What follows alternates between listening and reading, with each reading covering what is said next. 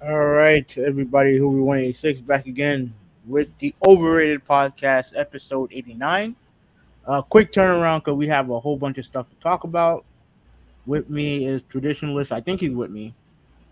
Yeah, Traditionalist 101 is here. Just give me a second to fix my camera.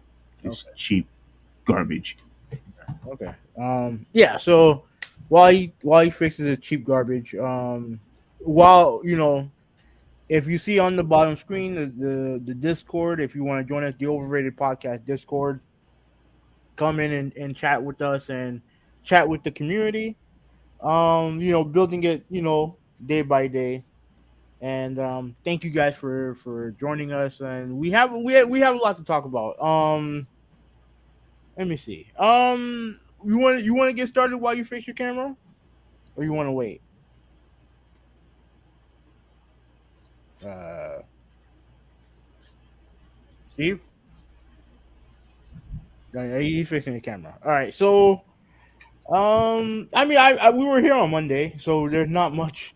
I mean, there's a lot that's happened, but not much as far as like our lives go. At least I don't think so. Um, I had a couple days of work. Okay, camera looking spiffy. You can hear me? It doesn't look good? No, it looks fine. All right, good. Excellent. Now, yes, we definitely have a couple, well, not couple, a few things that we need to talk about today. Is this going to be consistent 2-day podcast No, for the playoffs? no. Yeah, why am I not surprised? Why am I not surprised? The And only, mm. go ahead. Go no, go ahead. The reason why I actually wanted to do one was all because of the crazy updated news that was happening regarding to, especially when it comes to Kawhi. Mm-hmm. That was really one of the main reasons why I wanted to talk about it, and also because when Miami.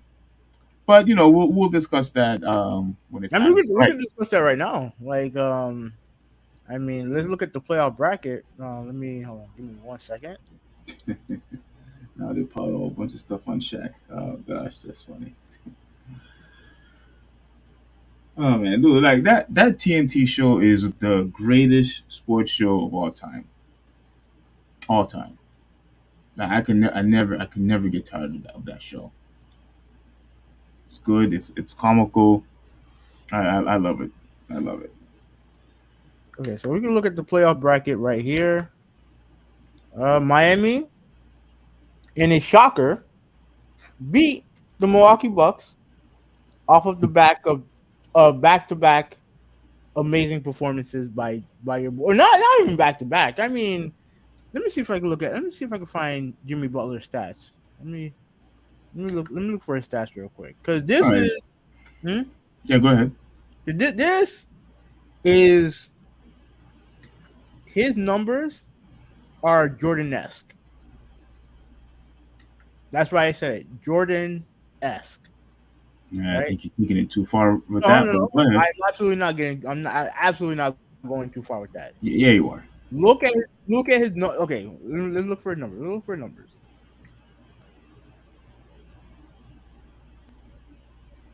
Okay. Okay. Let's right. Don't say nothing. Okay. Game one. Where we at? Good point. 35. Game two, 25. Game three, 30. Game four, 56. Game five, 42. 37 points a game he averaged. 37. And on what 70% free throw shooting, which is actually low for him. Wait. Is that yeah. 70% free throw shooting, which is low for him. Mm-hmm.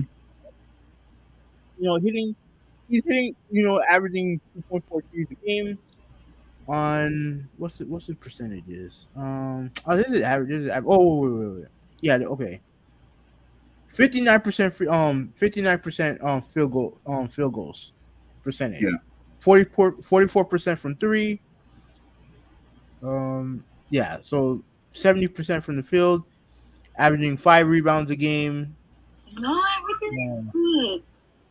4 assists. Who is that? Oh, my bad. That was my phone. Okay. And 37.6 points a game. How can you not tell me that this is not Jordan-esque? You could name anybody else, just don't name Michael Jordan. He's I'm, in the he's in another um you look at the sphere, numbers. The okay? numbers are Jordan-esque. The only thing that's different is the efficiency. And mind you, Jimmy Butler's efficiency is actually better. Is actually better than Jordan's. Mm-hmm. Now, obviously, I'm not saying he's better, Then don't name then don't put his name in but this conversation. his finals, not final, but his performance in this round, it was Jordan-esque. It was. I guarantee you, and you can sense it in the crowd, and you can sense it with that Bucks team. Every time he had the ball, they were scared. Every time he had the ball, they were scared. And you know who I felt that way about growing up? Michael Jordan. Every time Michael Jordan had the ball against us, I was scared shitless. I mean, there's several people who put fear in other and in other teams as soon as they had the ball. Yeah, Steph, yeah, yeah. Steph I, Curry I has been doing that in recent mhm. past. Yeah. We've seen Shaq do it. We've seen Kobe do it, and so like this is like nothing new here. Like let's not act like as if this is something that's exclusive to Jimmy Butler. No, I, ne- A lot of people who had the ball. I never said it was exclusive. I never said it was exclusive. I just When, said hmm that his performance will go down in history as one of the best performances of any player in the playoffs. Well, he is most certainly the best player in the playoffs right now, East and West. Hmm. Absolutely. I And this continues to validate my point when I've tried to tell you since day one during the All Star that he was the best player on that team. Yeah. And now you see that I was right. No, no, you weren't right. No, you weren't right. I said we both agreed that he was the best player on the team, but he wasn't playing the best out of all the guys on the team the beginning of the year. No, no, but you always made the claim, oh that stuff doesn't matter. Like it doesn't So matter who was the best player, for 10 games or for 20 games. Or we're talking about we're talking about half of a season. yeah, but We're talking about 50 plus games. that still doesn't matter to you. Now I'm talking 50 plus games. I'm talking about a large sample size. Okay. But I always said that when it comes down to the playoffs, I'm not worried about Jimmy Butler. Right? So we keep having this argument over what our thoughts are of Jimmy Butler is. Like, I mean, we all know what he is. When he's in the playoffs, there's a different vibe with him. Mm-hmm. Different vibe. And honestly, he was the best player in this series. He was the best player in the series. And Giannis played great. And we'll get to Giannis in a second, but and Giannis was excellent when he played. He was excellent, right? But the thing is that obviously I hear people saying, "Oh well, they got lucky that Giannis didn't play. Didn't play the first three. Technically, he didn't play the first three games, but the last two games he That's a played, fact. That's a fact. that's fine. But the last two games he played, he was great, and they had double-digit leads, and they still lost. So you're the number one seed. You have a double-digit lead against a number 8 seed, right? And yet you let that slip away because you couldn't stop the best player in the series, which was Jimmy Butler. So as far as I'm concerned, I don't want to hear no excuses. Um, Look, you. I don't know why you do this, and this is the reason why how I pretty much dismantled your point that let's say Giannis didn't play any game at all, Mm-hmm. and let's say Miami was up 3-0, and Giannis came back, for game four. You can't just and then Miami wins. You can't just simply just say, "Oh well, he came back for game four, so they should have won the series." Like, no, we can't. You can't do that. But they You weren't still, they you, weren't they weren't you, up you, st- they weren't you up still 3-0. you can't simply say, well, I'm using that as to make my point that just because, oh well, he came back, for this game or for that game, the same excuse that you use for Draymond Green when he was suspended in the finals and one of the games from the finals.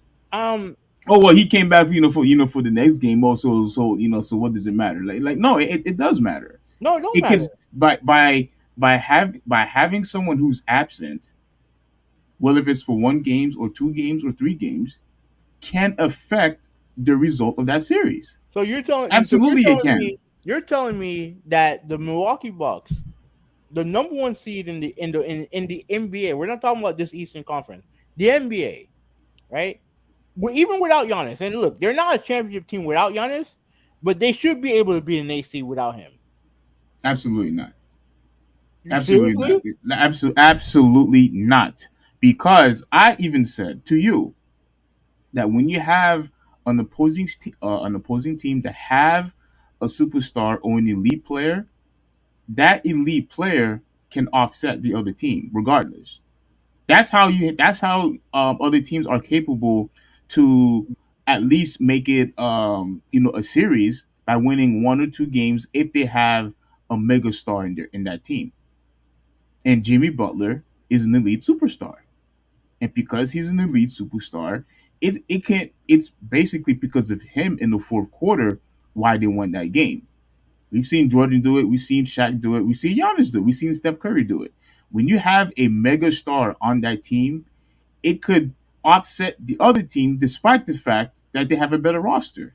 I It agree, has been it has been proven many times. but here's the thing: um, they have two All Stars on their team, and without him, they beat us already.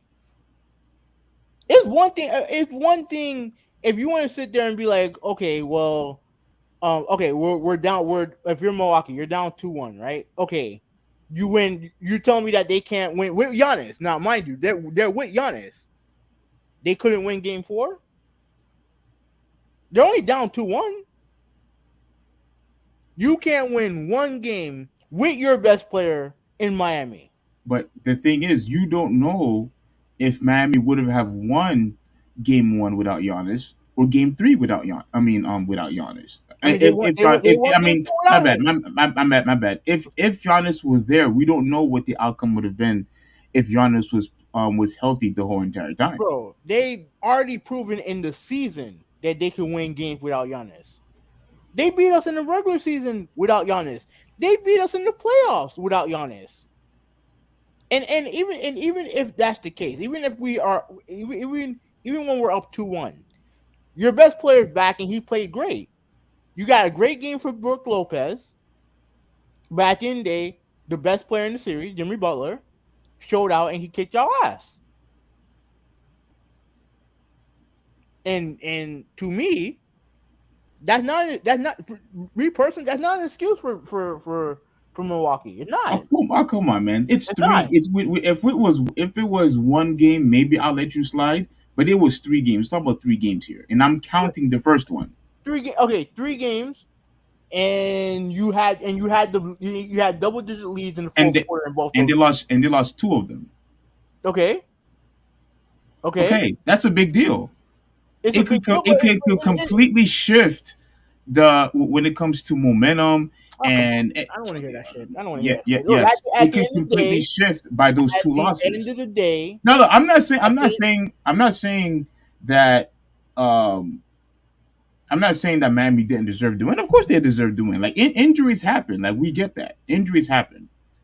But at the end of the day, let's not sit here and ignore the fact that Giannis did miss 3 games in that series. And there's three games is a lot. there's nothing to ignore. There's nothing to ignore. At the end of the day, they had the opportunity to win. Not only did they have the opportunity to win game one, which they didn't. They got their ass kicked in game three. Okay, fine. But game four and game five, they had their chances.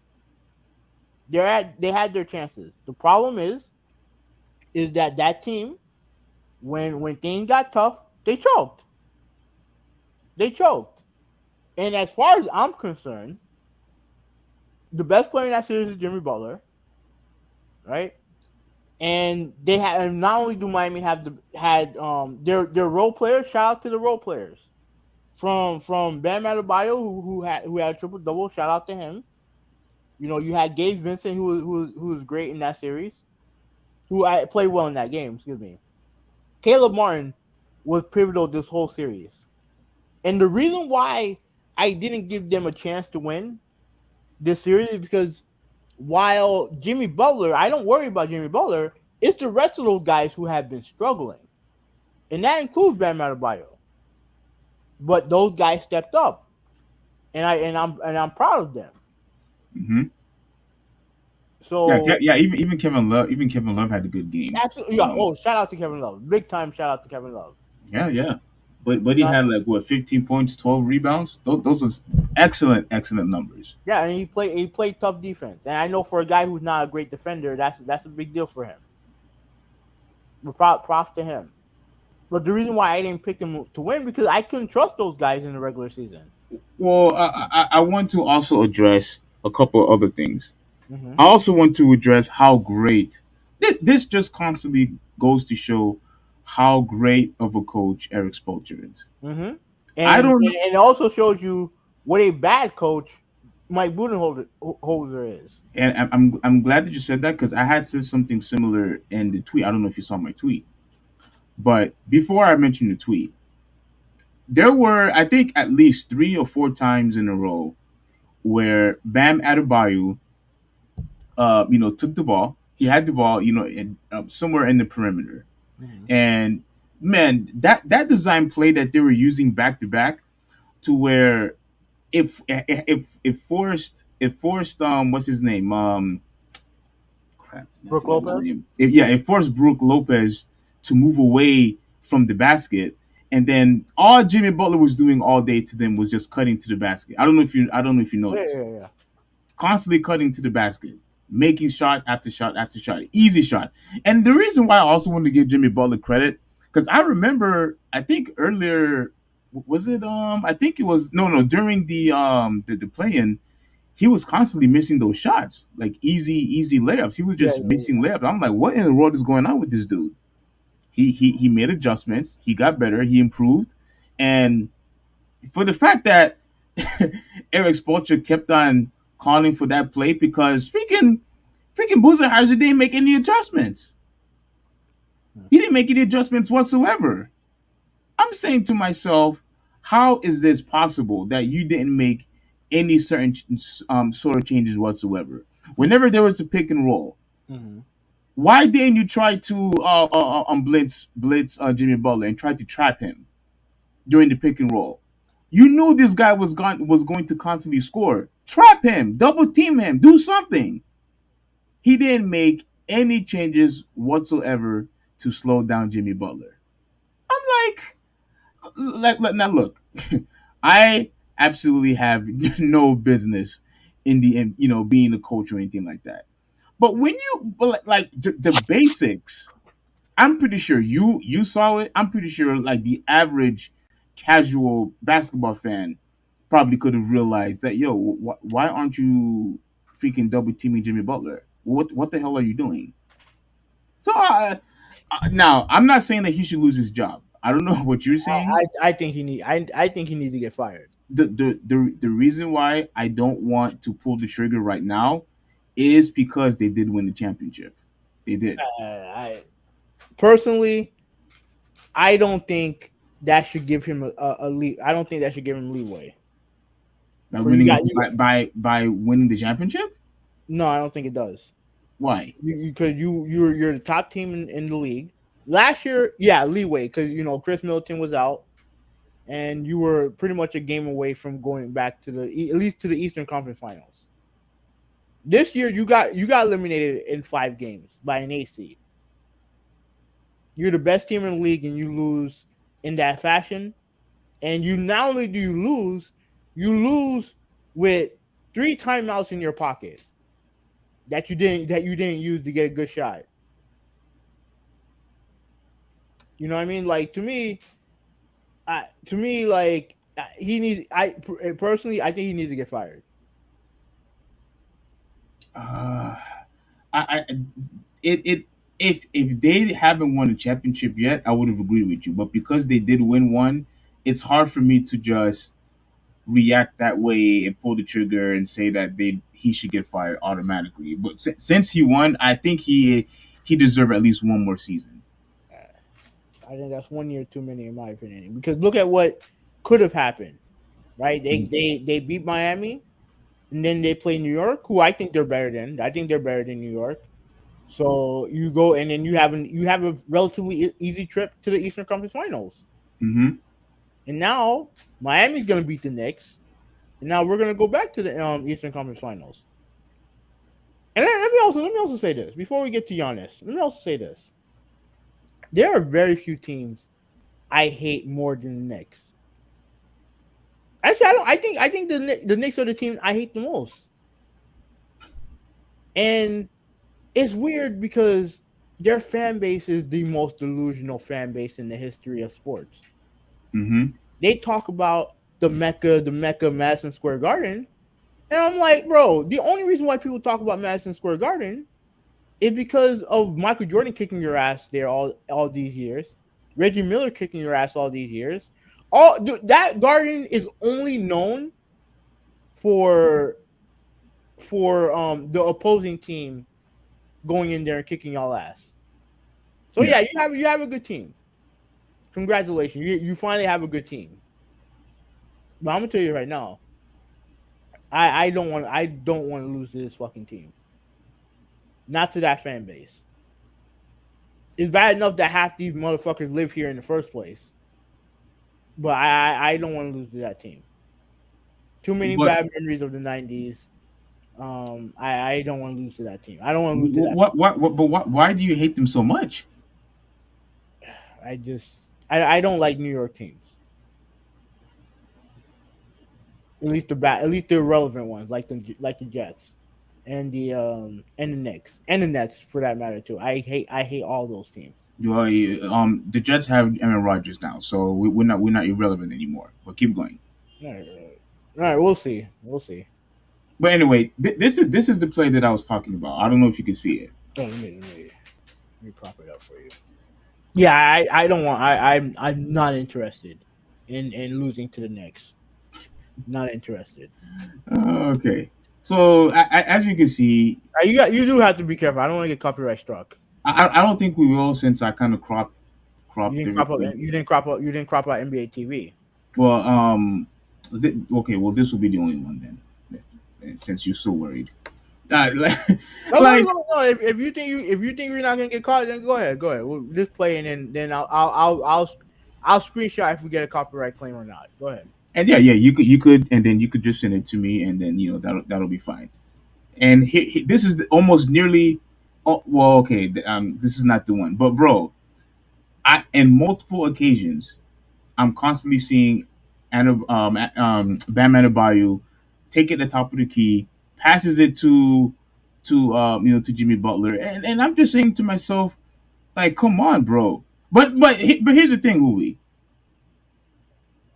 If you truly believe that what's his name, should get fired and he should get fired now, Mhm. you also have to take into an account that although I didn't like his coaching, he is going against Eric Spoelstra, by the way, and Okay, two, if we need to be consistent, if we're going to say that Giannis was missing 3 games, that's not that we can't put that on the coaching either. bro. I again, you keep saying this, and I'm like, bro, like you had double digit leads, game 4 and game 5,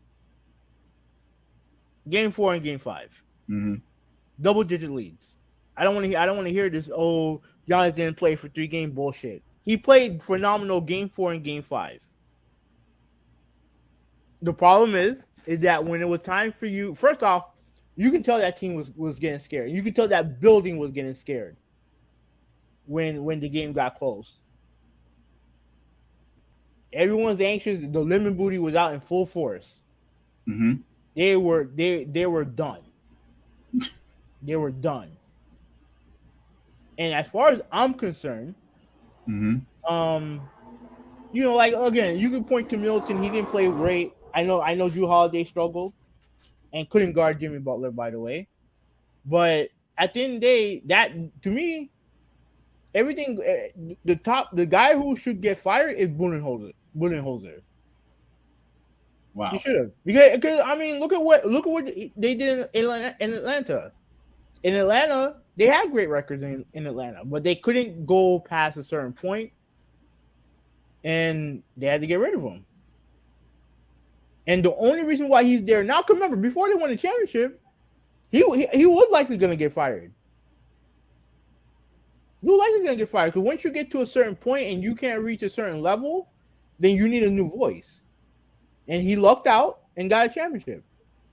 And it's because of that championship and because of the injuries from Giannis, which is why I think it'll be premature to just say, well, it's all the coach's fault, 100%.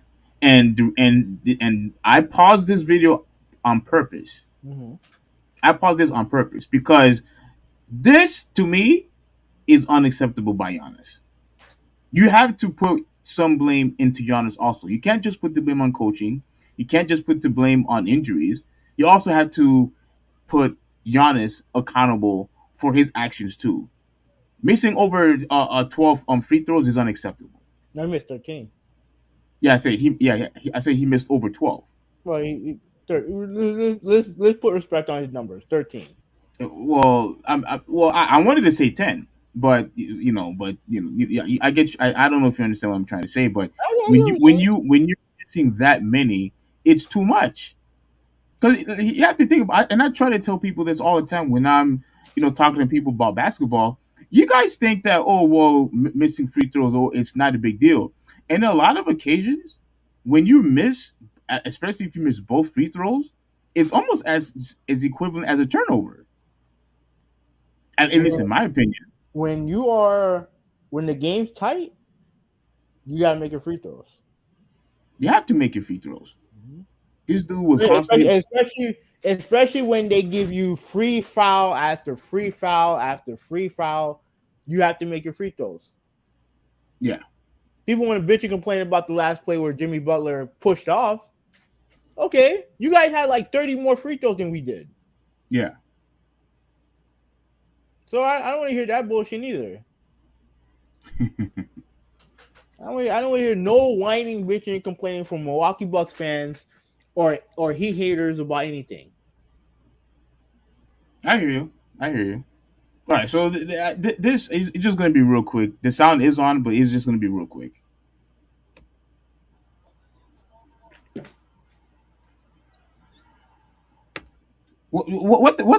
Please explain that to me. He didn't want to get fouled. What the heck was that? He didn't want to get fouled. and he's lucky that Milton saved the ball. The reason why that irritates me is because you're the you're the best player in the league. What you mean? What? And people are saying that you're the face of the NBA. What you doing afraid touching a ball for? Like, if we are going to sit here and constantly call you champion, constantly call you the face of the league, saying that you are the number one guy, and me, I've always said it's either him or Steph Curry since the beginning of the season. That's who I always said. Pick whoever you want. Nobody else qualifies. That's where my stance was. But because people are saying that he's number one, at least most people, how is it that now you are petrified as if you was touching a grenade? And he almost turned the ball over. That's how scared he was. And you know who that reminded me of? Ben Simmons. That's who reminded me of. That's why it ticked me off even more. He almost pulled a Ben Simmons at that play. I mean, that's harsh. That's harsh. Yeah, They pretty much nearly did the exact same thing. true. Okay, But so how is it harsh? How is it harsh if it's similar? There's a difference. Go ahead. I gotta hear this. Giannis scored 38 points in that game. I don't think Ben Simmons. I don't think Ben Simmons had 38 points the entire series against Atlanta. Mm-hmm. 38 points the entire series. What you said? Part of it, what you said is true. Like he shot 23 free throws, but the problem is the one weakness that he has is free throw shooting, and it came back to bite him. Came back to bite him and the team. This is that simple. So, okay, but I still think that's unacceptable for you to react that way. The way that he reacted, I just find that to be unacceptable, in my opinion. Now, if you want to let him slide, that's fine. It don't matter to me because I don't like. I'm not gonna think about Giannis anymore. I'm good. I'm on to the Knicks. I don't care. But it was clear what happened. He got scared in the moment. Now I don't want to say scared in the moment, but he got like he got scared. He got scared. Yeah, of the free throws. The best player in the league, who you also said is the best player in the league, Yeah, got scared at the moment. yeah. I mean, And he's the best regular season player in the league. Come on, Happy. No, I mean, I don't know why you are so afraid of tough love, but I love these niggas, man. Come on, seriously. I don't know why you're so afraid to criticize them. But look, man, you cannot do that in the playoffs to where you are now scared to go to the free throw line. What happened when you won that when you won the NBA final? You know what he said? Oh yeah, I made my free throws tonight. Oh yeah, I effing did. I effing did. Started cursing in the press conference. All that other stuff. What happened to that now? And look, granted, you were hurt. I understand, and you were out for 3 games. I understand, but at the end of the day, you still had the chance to win both games when you were up by double digits. Mm-hmm. Look, let's be real here. We all know how great Jimmy Butler is, but like I said earlier, they'll have a far better roster than Miami does, and which is why it was no surprise that they were constantly up by double digits. And now here's the thing. I'll say this: Bobby Portis, where he went. Last 2 games. I see him do a lot of chirping, but not a lot of scoring. Yeah. Jay Crawford, props to him. Up until the finals, he was great for Miami. He ain't do nothing this series, and he held out. He could have stayed in Phoenix and did nothing. and at least it would have been in the second round. Yeah. You know what I'm saying? Like here what I think happened with them. At the end of the day, their depth became their weakness. Their team, they're a deep team on paper. My bad. Go ahead. They're a deep team on paper. But when it was time for those guys to show up, they disappeared. They disappeared. And when your top two guys aren't playing great, and you have a beast in Jimmy Butler, it's a bad combination. Bad combination. So Well, I do have a video that I wanted to play for you.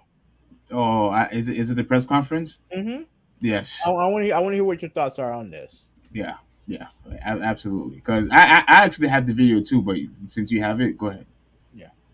I just asked Bud Did you hear this? Yeah. the Okay. exact same question, but I'm curious for you. Do you view this season as a failure? Oh my God. Okay, because I'm not that up. You asked me the same question last year, Eric. Okay. Do you get the promotion every year on your job? No, right? So every year you work is a failure. Yes or no? No. Every year you work towards something, towards a goal, right? Which is to get a promotion, to be able to take care of your family, to be able, I don't know, provide the house for them or take care of your parents. You work towards a goal. It's not a failure. It's steps to success. And if you've never, I don't want to make it personal. So there's always steps to it. You know, um, Michael Jordan played 15 years, won 6 championships. The other 9 years was a failure. That's what you're telling me. No, I'm asking you a question. Yes or no? Okay, exactly. So why you asking me that question? No, rewind the part where the one right before he mentioned Jordan. That's what you're telling me. No, I'm No, asking you. you have to go further than that. I don't want to make it personal. So there's always steps to it. You know, um, Michael Pause Jordan, it. 15 Pause years. it. Pause it. Pause it. Pause it. Okay. He said there's always steps to it, which would I agree. Now I want you to finish the audio, but I just have to say this before I forget. Mm-hmm. I understand that there are steps to it. That you obviously have to build a team. You obviously have to have the right coach, and you need time to develop your skill and to be the best player that you could be. I get that, Mm-hmm. and I understand that sometimes injuries happen. We mentioned injuries multiple times, just now. Here's the thing: the whole building steps. You had already reached it. You won a championship already. So the steps that you're talking about, like I see what he's trying to say, but he already reached it by winning. He already won, and with the roster that he currently have, with the best record in the league, which is why I have no choice but to agree with Shaq. You have the best record in the league. You had already reached those steps. You had already conquered that. And what happened in the playoffs is that you choked from an 8 seed. You choked. So this whole there's always steps. Although I had to agree, you had already accomplished that goal already. Beyond that, because you already won. So, do you have anything to say before we play the audio? No, let me finish the audio. All right, all right. Won 6 championships. The other 9 years was a failure. That's what you're telling me. No, I'm asking you a question. Yes or no? Okay, exactly. So why you asking me that question? It's a wrong question. There's no failure in sports. There's good days, bad days. Some days you are able to be successful. Some days you're not. Some days it's your turn. Some days it's not your turn. And that's what sports is about. You don't always win. Some other people's gonna win. And this year somebody else is gonna win. Simple as that. We're gonna come back next year, try to be better, try to build good habits, try to play better, not have a 10-day stretch with playing bad basketball. And hopefully we can win a championship. So 50 years from 1971 to 2021 that we didn't win a championship, it was 50 years of failures. Hmm. No, it was not. It was steps to it, and we were able to win one. Hopefully we can win another one. I sorry that I didn't want to make it personal because you asked me the same question last year, and last year I was in the right mindset. Uh, The question back. Okay. So let me give you my thoughts on this. All right. okay. Um. Now, personally, I actually do agree with him. However, there is something called expectation. When you are the number one seed, when you had the best record in all of the NBA, at the very least, you're expected to get out of the first round. There is. You're expected to get out of the first round. And even with the championship that you have, there's an expectation that you have to get out of the first round. It's one thing to look at what happened last year, right? Yeah, you didn't have your second best player, and you lost to a team that ended up going to the finals. There's no shame in that. Everything that he said in that press conference when it comes to last year, 100% true. You have good days, you have bad days. There's no shame in losing under those conditions. Under these conditions, however, when you are the number one seed, you get you didn't lose, you got embarrassed by an 8 seed. I'm sorry, that's a failure. That's a failure. No matter how you want to slice it and dice it, it's a failure. Oh, so you think it's a failure too? Yeah. If I'm entering a tournament, right? Let's say if I'm entering a Street Fighter tournament and I'm a top flight player, there's always going to be a chance that I'm going to lose, right? Because you have great players all over the world. All over the world, you have great players, right? But if I have my expectation is to at the very least get to the top 8, and I don't make it, that's a failure. That's a failure. Mm-hmm. It don't matter what happened. Maybe if I got caught up and faced another top flight player in pools, maybe I might feel differently. But if I set expectations for myself and I don't meet them, it's a failure. It's 100% a failure, and you can't tell me that. And look, and I mean, you could tell in his face that dude was broken. Jimmy Butler broke him.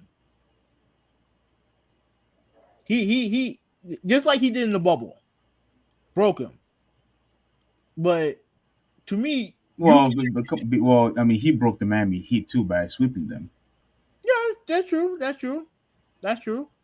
But here's the thing: when at the end of the day, when you have expectation and you don't meet them, that's a failure. It is what it is. You don't have to look at it as such. You can sit there and talk about building good habits last year. That's fine. But what you did this year is a failure. Mm-hmm. This how it is. All right, so let me read some comments. Rosemai, how you doing? McKinley, how you doing? Critical drop. What about the last play on Milwaukee Bucks Game 5? That was a Shaq being full moment. And I guess this is regarding the New York Knicks fan. Most delusional? No, that's Cowboys. Let me tell you something. At least I remember seeing the Cowboys win something. Now, I agree. The Cowboys are the most overrated team in the history of sports. The amount of TV coverage they get for the amount of winning they do is fucking embarrassing. But I always hear this thought with this thing when it comes to Knicks fans. Oh, the NBA is good when the Knicks are good. When the fuck was that a reality? Because this random ass team in New York is good, that means the whole NBA is better? Man, fuck out of here with that bullshit. You know when the NBA was good? You want to know when the NBA was good? When the Heat were on top. Right? At least that's my opinion. But that's not something that that a Sixers fan should share. That's not something that a Boston Celtics fan should share. Yeah. You know what I'm saying? This idea that I hear even George Sedano, who's a Miami guy, he even says it. Oh, the NBA is better when the Knicks are good. When they were getting their ass kicked by Michael Jordan?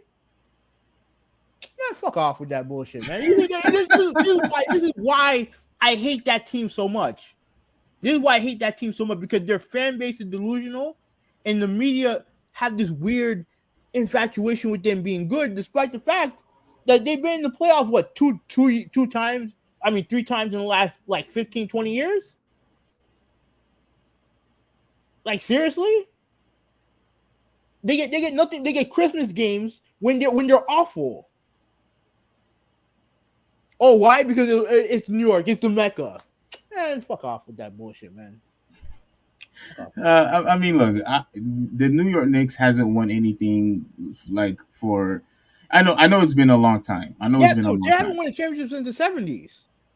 Yeah, I know it's been a really, really, really long time. But look, at the very least, they're good now.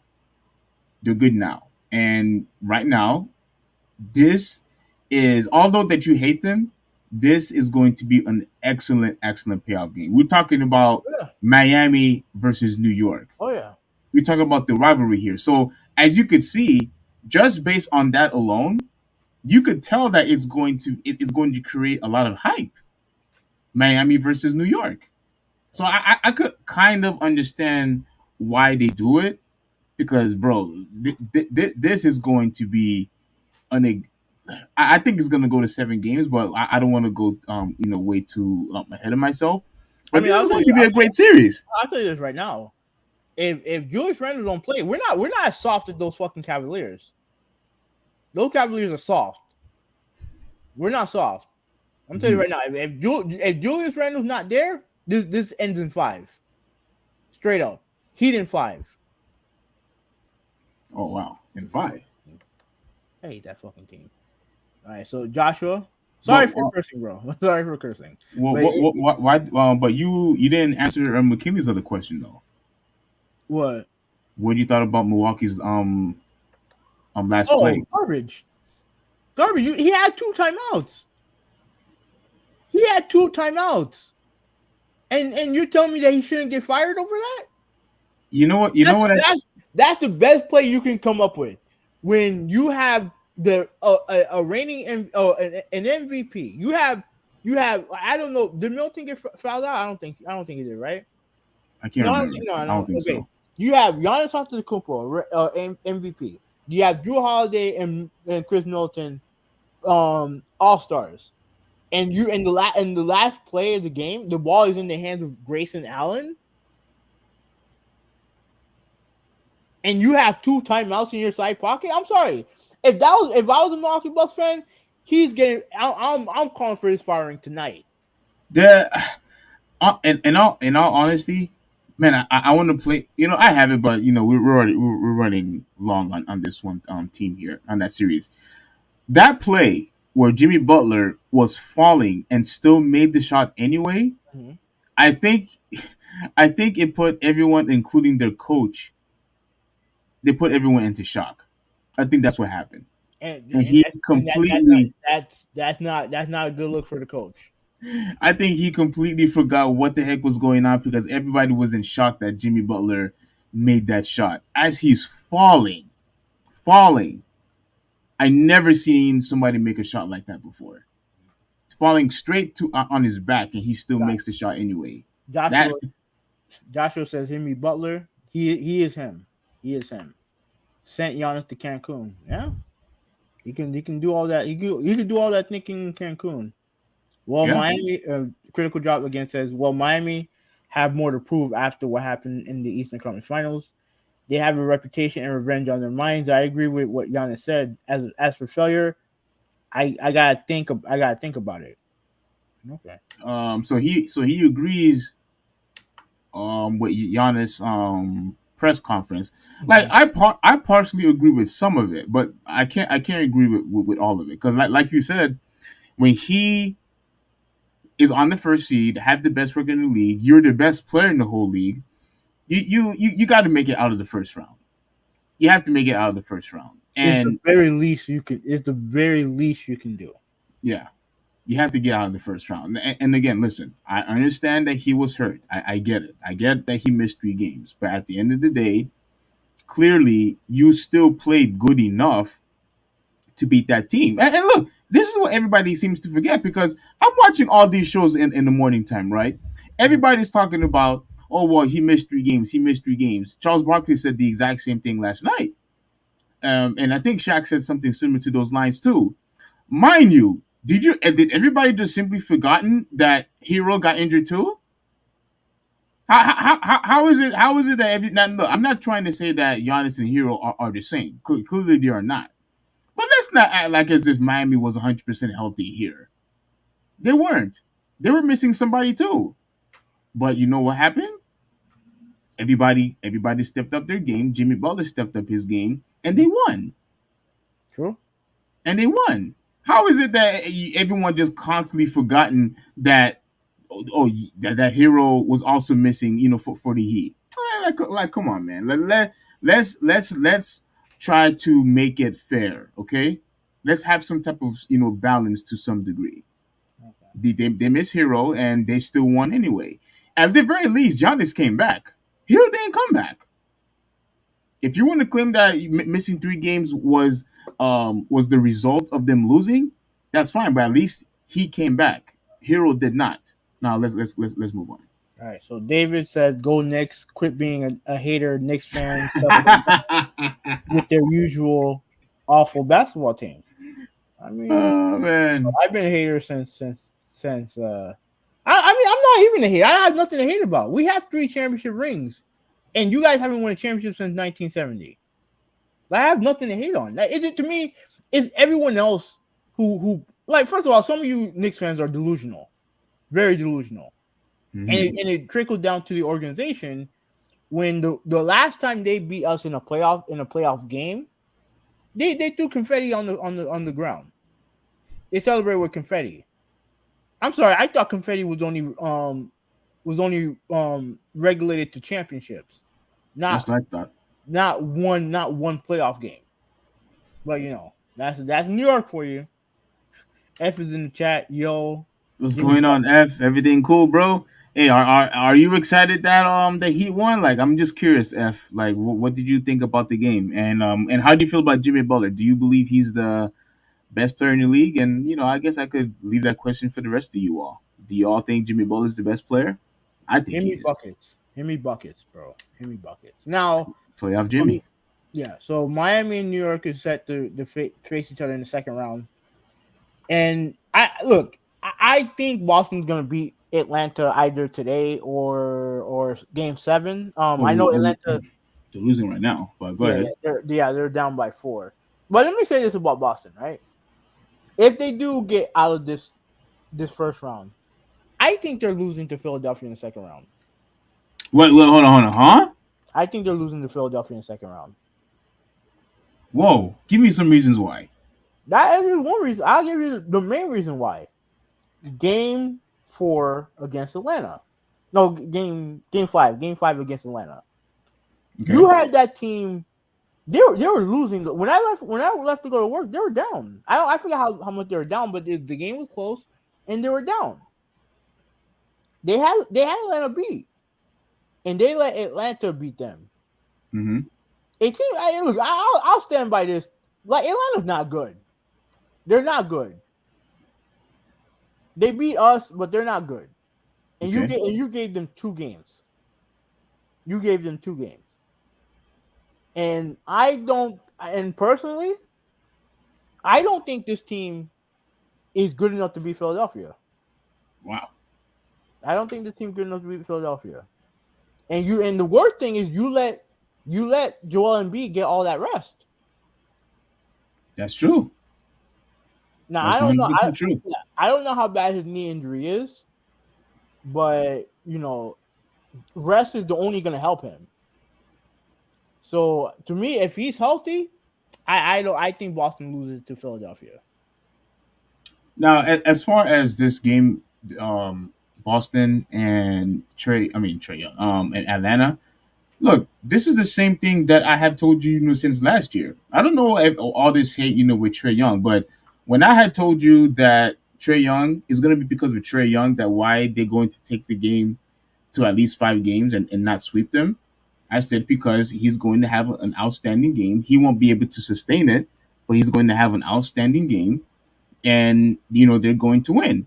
And what he's doing right now is, don't you think it's at least somewhat similar to what Jimmy Butler did to the Bucks? No, I think so.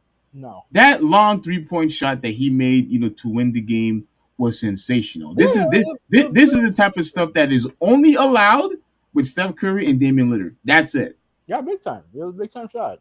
That's it. But and it's truth be because of told, him. Go ahead. that's fine. But truth be And told, and they did it without Murray too. But go ahead. yeah, and that's my issue. They should never gotten in that position in the first place.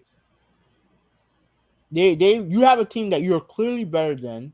They lose their second best player, and you let them beat you let them beat you.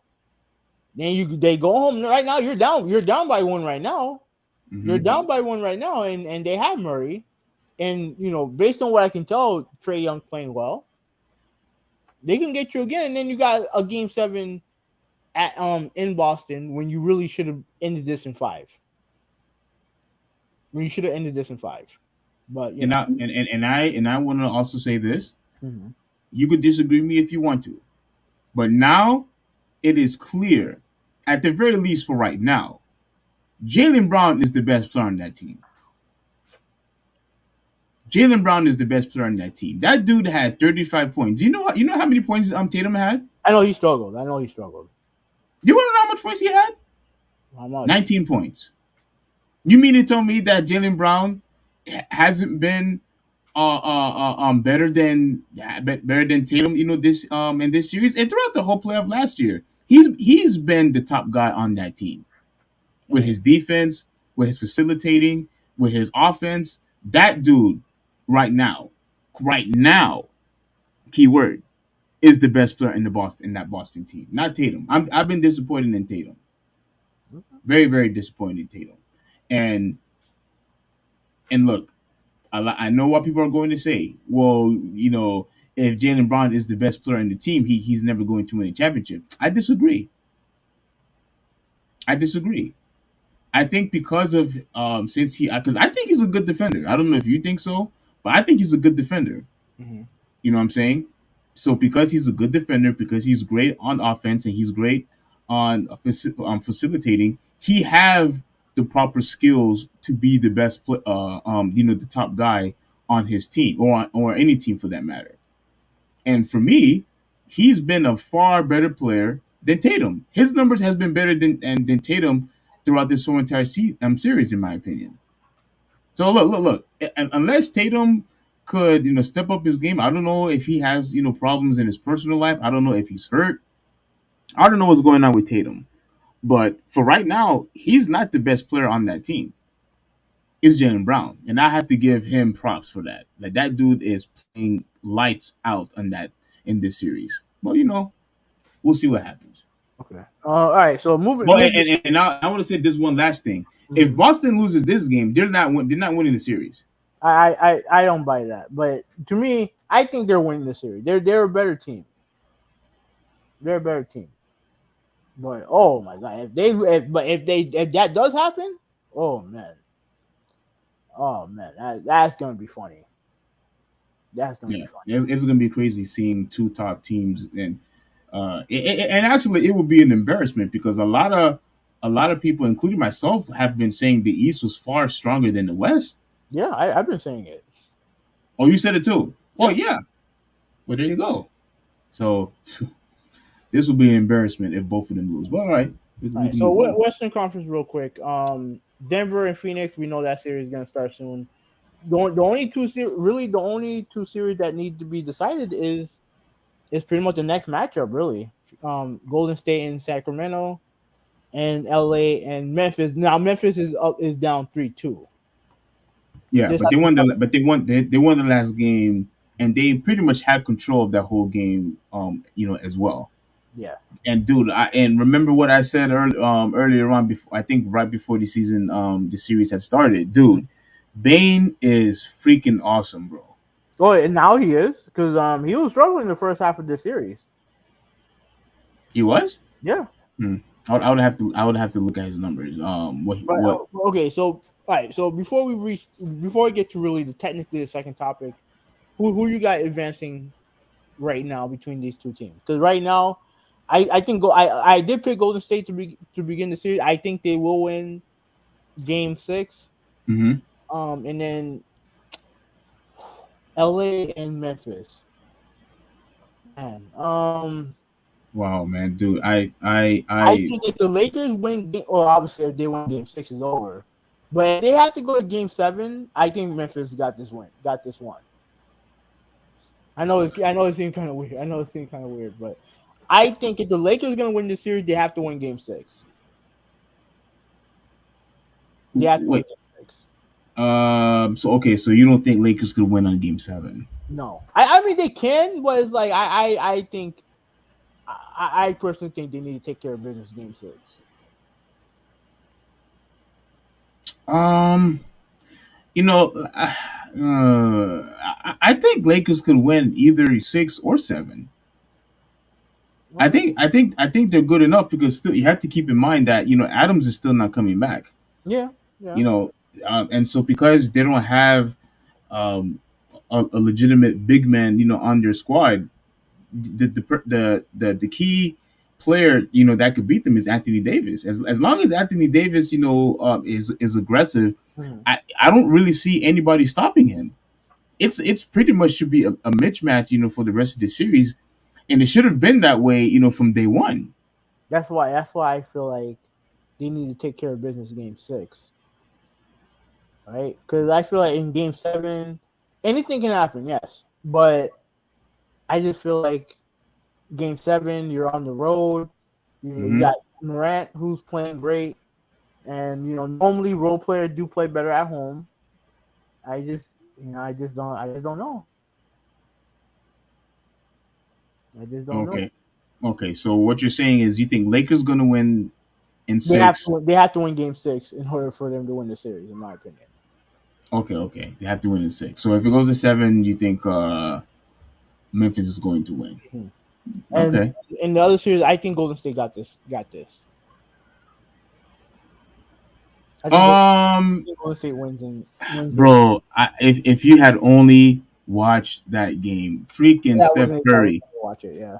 Steph Curry was sensational. Klay Thompson was sensational, and even Draymond Green. I actually appreciated the fact that not only was he playing great defense, but the fact that how when there were opportunities for him to score, he went straight to the basket and scored. I appreciate that because they needed those extra points from somebody. Somebody else, needed to score. And look, Poole played great. Wiggins, played great. And dude, Lonely, that dude was just getting offensive rebounds, defensive rebound. That dude had one job. How did De'Aaron Fox look? He looked good. Like it didn't look like his hand was hindering him from playing great basketball. Like he looked really good. But during obviously down the stretch, Golden State was doing that, was taking over. Okay. But I do think because of his hand, I don't know if he's going to be able to help them win the next game. I think the series is over. It's not going to 7. Okay. All right, It's not going to 7. let me read a couple comments. Critical Drop said that he agrees with Hoopy with Atlanta and versus Atlanta with Boston and Atlanta. And I heard this too. Double booked arena for Hawks in concert. What was that? What was that all about? So here what happened. They had because even Atlanta, even Atlanta knew that the Hawks wasn't supposed to win Game 5. But tonight, there's supposed to be a concert. I think it was supposed to be Janet Jackson was supposed to play in that concert, right? Mhm. So what happened was they switched days, and now I think now that the Janet Jackson concert is going to be close to another concert nearby. So they moved the concert, and the concert is supposed to be near where Taylor Swift is doing a concert. Mhm. So like now you're gonna have two concerts in close proximity to each other, and apparently it's gonna be like a traffic nightmare and all the other shit. So yeah. Okay, but so they had to have planned that concert with her days prior. 'Cause Months prior, many months prior. Yeah, that's just bad planning on their part. I'm absolutely. sorry. Yeah, absolutely it is. That's just awful planning. Like how is it that you're gonna try to anticipate? Oh, we're gonna have a concert in this arena, knowing that there's still a playoff game that's going on.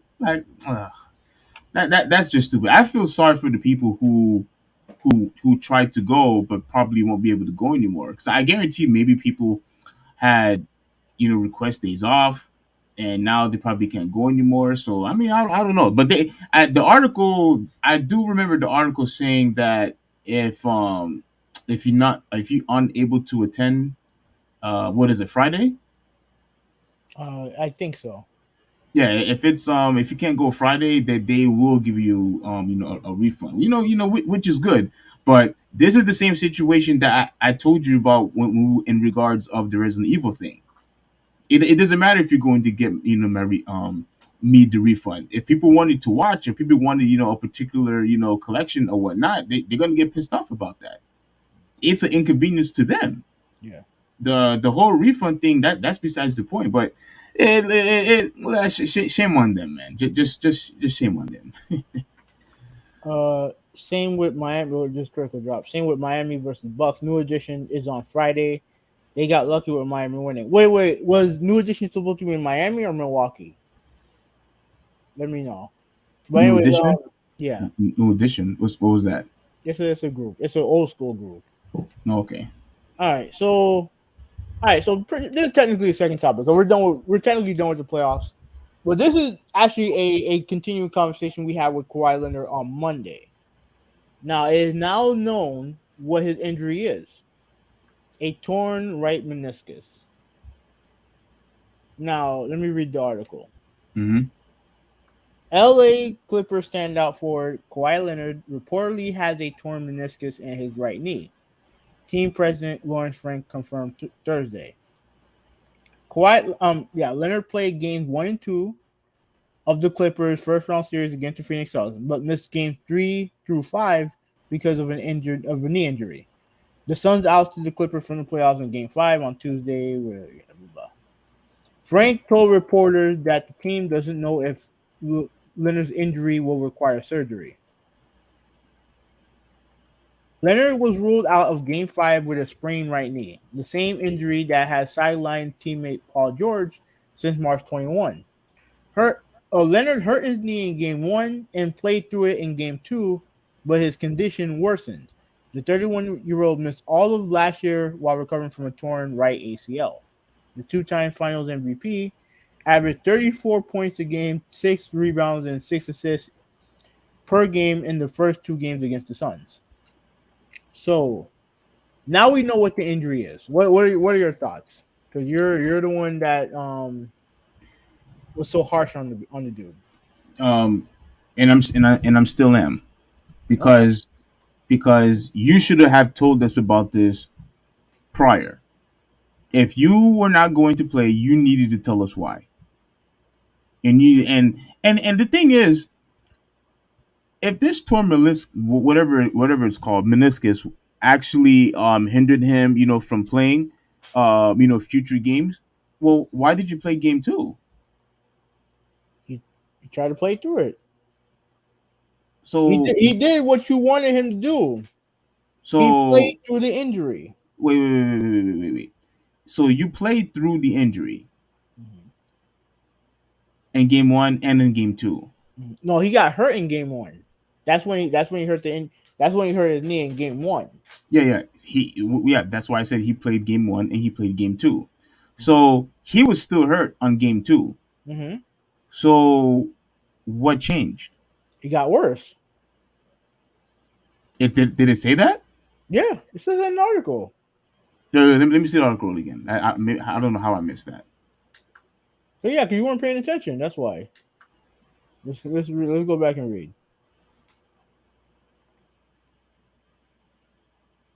Okay. Leonard was ruled out of Game 5 with a sprained right knee, the same injury that has sidelined teammate Paul George since March 21. Leonard hurt his knee in Game 1 and played through it in Game 2, but his condition worsened.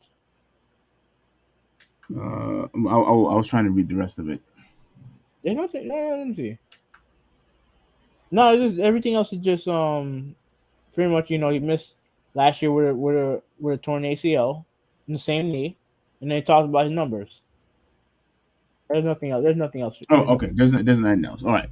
Now I wish they had told this. I wish they had told us this, um, like during the when they ruled him out for game three Mm-hmm. or game four, whatever it was. They should have had told us immediately why he couldn't play anymore. Maybe they were waiting for an MRI. I mean, you don't really. I mean, you don't really know that, but Yeah, even but I don't know even that, but like even still, like here's the thing, Steve. He did everything you wanted him to do. The only thing now it seems like the only thing now you're getting mad at him about is that he didn't say what his injury was. I refuse to believe. I mean, you have to communicate that to your fans because remember, nobody knew about this the day of the game. Yeah, all they knew is that he was hurt. But whose job is it to communicate that? It's not his job.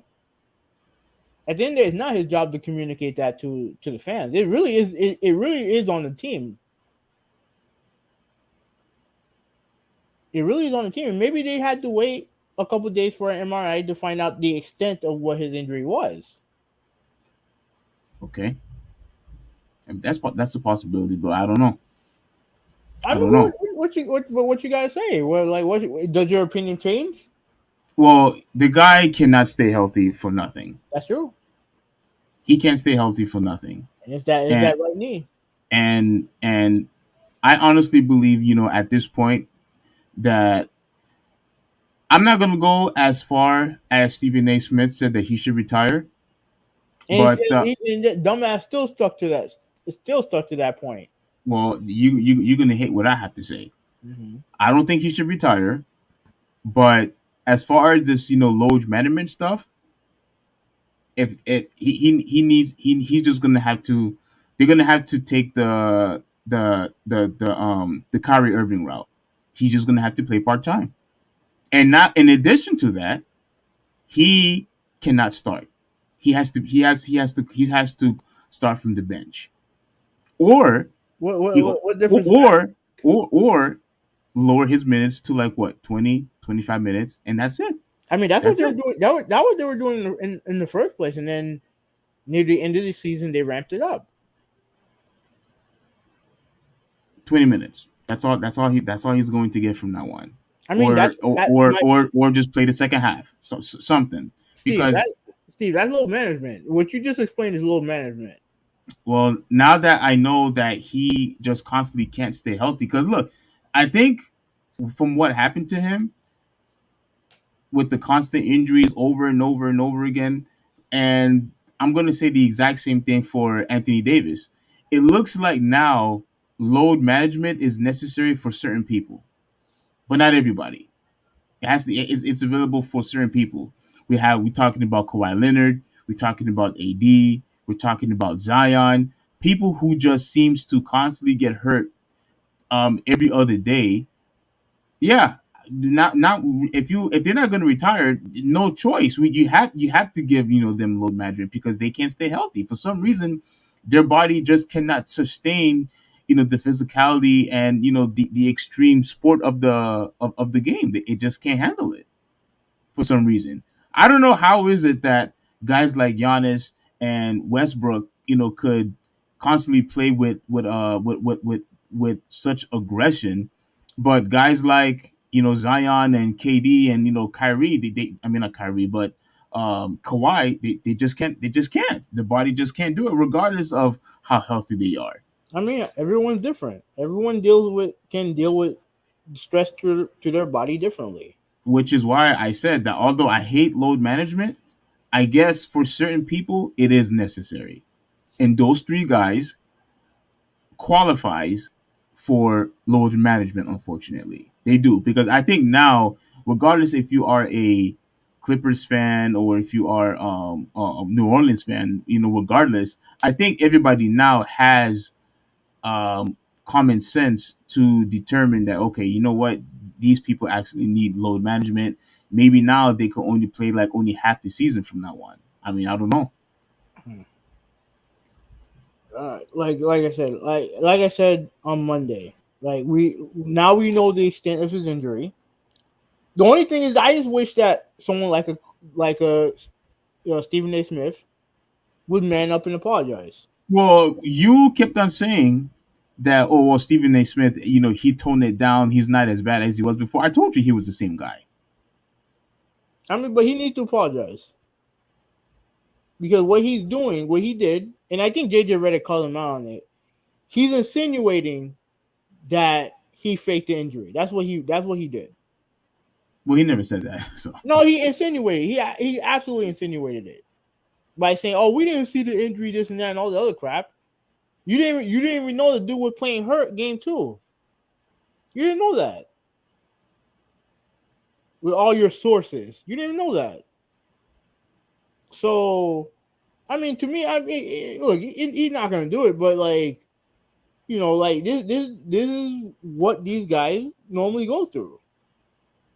And thankfully for Kawhi, he don't care. He seems like he don't care. So, it is what it is. But to me, it just like we have to get the whole story before we start judging these people. And I could be guilty of that too. I ain't trying to act like I'm perfect or nothing like that. But but when it comes to Kawhi, yeah, it's gonna be a problem. It could very well be an issue for the rest of his career. yeah, like you said, everybody's different, and like I said, unfortunately, some people, their body, just can't, sustain a 82 game season with addition to the playoffs. Some people just can't handle it, and when you constantly see a guy like Kawhi or AD and Zion in pain, and it's like how much pain tolerance can you guys take? Like how much can you guys take? Like it's hindering your health, and the fact that you can't be there with your teammates. Like you would think that would really devastate somebody mentally. And I believe that now, although I hate load management, it is warranted. We see the proof. We see how the body just for some reason just can't handle it, regardless of how much condition they put into their bodies and how much proper nutrition that they take. Because you could clearly see with their physique alone that they look healthy. Mm-hmm. You know what I'm saying? The same thing with Dwayne Wade. For the guy was muscular. He ate right, but look, I mean, his knees just couldn't take it anymore. You have guys out there that their body said, you know what? No, I can't handle this. I'm just going to break down. So they just have to load manage, and I understand that, but that doesn't mean it should be universal. Just because they get to low manage, that doesn't mean that everybody else should. I mean, the only time is reserved for superstars. That's it. Because those guys are the ones that are the most important players on the team. Yeah, but we don't see Giannis and Westbrook or Klay Thompson and etc. guys getting hurt every year though. That's true. That's true. Like I said, some guys are built different. So Yeah, and you know what people are going to say? Oh, it's genetics, and maybe it is. Although I hate that answer, but maybe it is genetics, and their body just can't take it. So we'll see. So what do you think? I wanted to know from you. Do you believe that what do you think should happen to Kawhi? Should he just go from the bench, lower his minutes even more? What do you think should happen to him? I mean, one, he needs to get healthy, and he needs to make a decision on his career.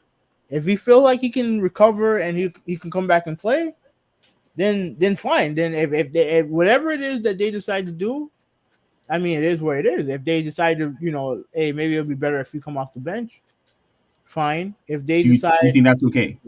yeah, it's fine. Hey, look, as long as he can stay healthy, that's all they care about. Mm-hmm. That's the only thing that matters. But all right, so moving on. This I'm not gonna take too long on this. Lamar Jackson finally got paid, right? Got a new contract. Actually, the draft is on right now, but like I said, Dolphins have no picks in the first round, so I don't care. And before we move on, why did you tweet at me when I was complaining about having 2 games on simultaneously? What was the issue with that? I didn't know you were talking about playoffs. What you thought I was talking about? I thought you were talking about like regular, like in general. Well, that was the whole tweet. That was the whole purpose of the tweet, of me responding to that tweet. Hmm. When you saw Jimmy Butler with two phones, like it was during the playoffs. I don't think that's a big deal, regardless. And it's going to be Oh, a come problem. on. No, it's going to be a problem in the first round because they have so many games to play in the first round. So many games, you have multiple game series. It's gonna happen. In the NFL, they have like what, three games a day, and they have one game by itself on Monday.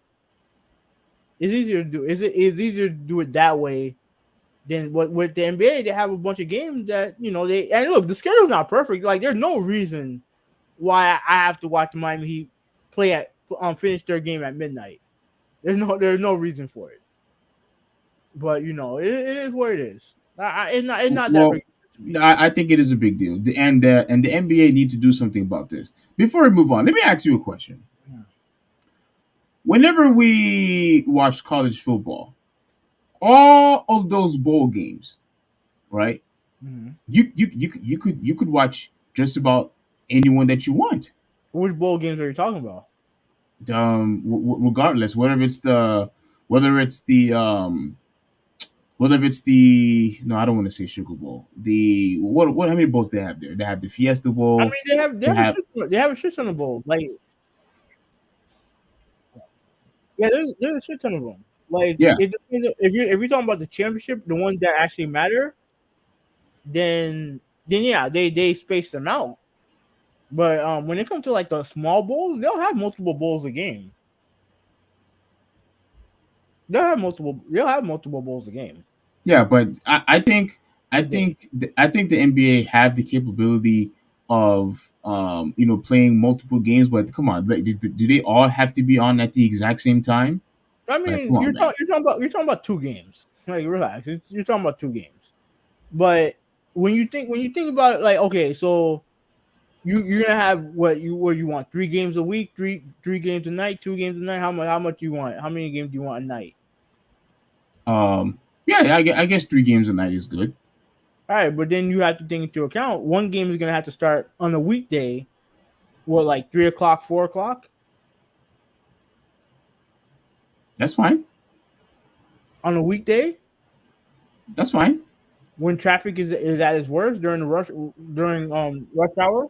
Oh, come on, like they could easily start their game at 6 o'clock. They could do that, All or right, but six then thirty. okay, so 6:30 to like what, 8:30, and then what, when the second game gonna start?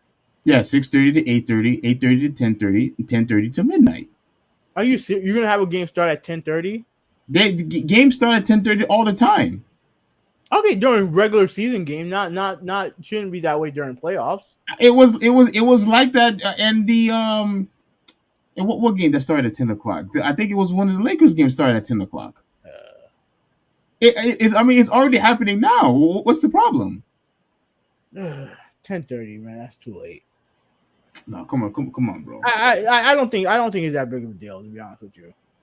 But I was switching back and forth to that Heat game and the Golden State game. I was switching back and forth because I wanted to watch both.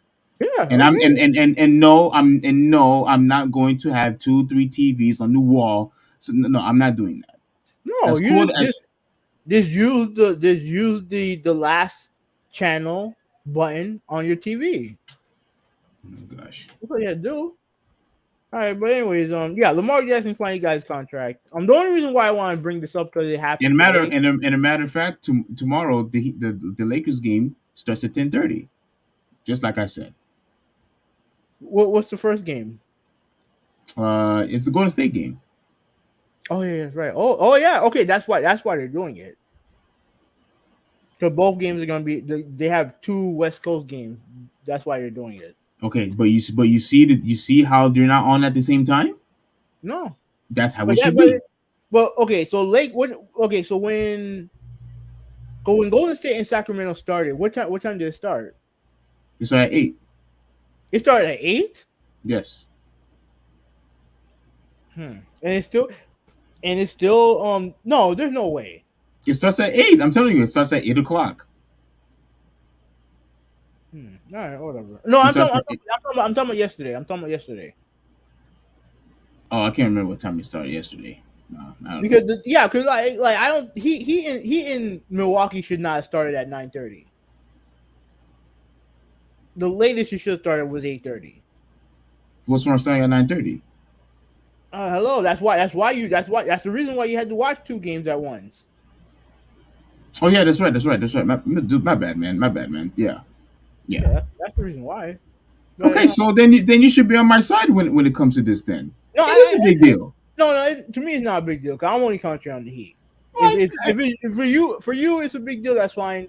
Me, I was only concentrating on the Heat. So Come on, dude. Like, you know that it's an easy fix. It's a simple fix. Just have a game starts at 7 or 6:30, and then you have another one starts at 8:30 or 9:30, and then you have the one that starts at 10:30. Like they could easily do that. all right, all right.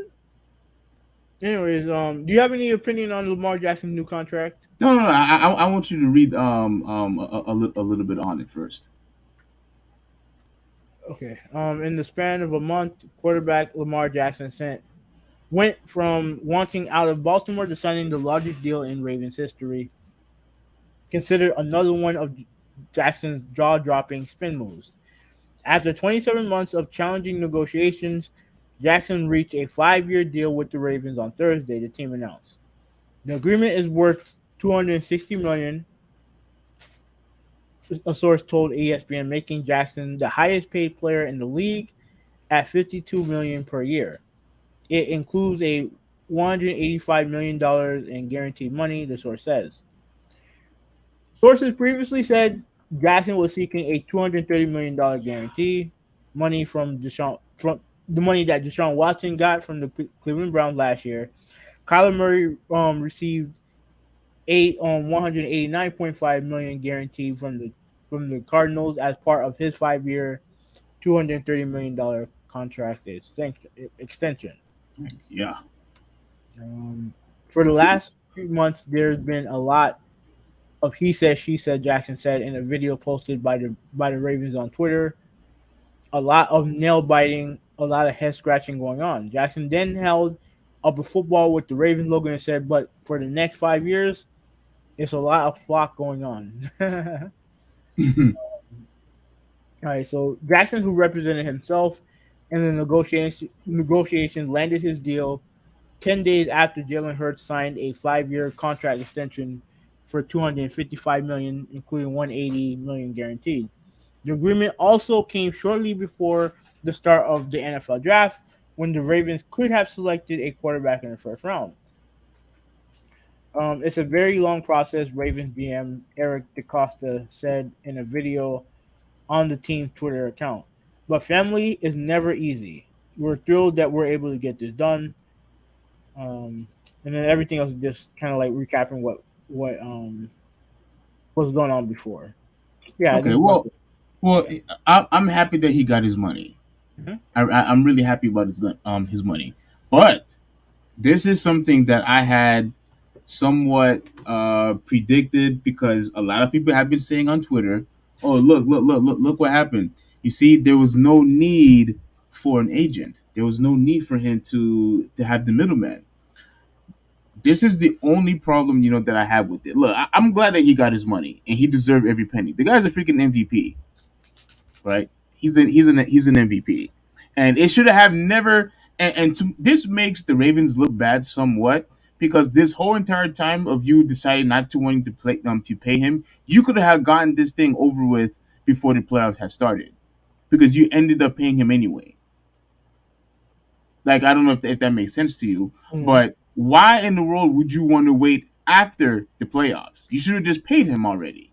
Yeah. And you could have made a run. Oh, but let's try to negotiate. No, we're not interested. Whatever the reason was, whether it's because of injury, it didn't matter. Oh, now you decide to pay him, which again, he deserves it. But come on, you could have done this way before, because it would have made more sense if somebody else had paid him if you went to another team.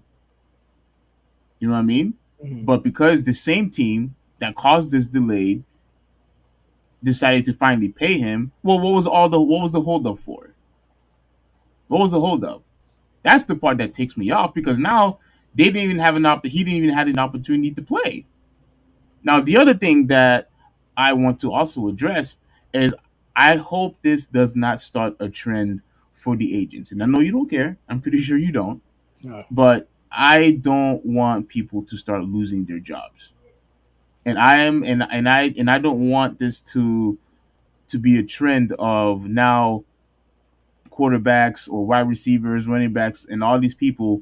Oh, you know what? If he could do it, I don't want agents either. I don't want an agent. I don't want to pay 2 or 5%, of the contract to my agent. I want to keep all the money for myself. Which yes, you deserve every penny, but I don't want people to start losing their jobs, and and their livelihoods. I really do believe that they do good work.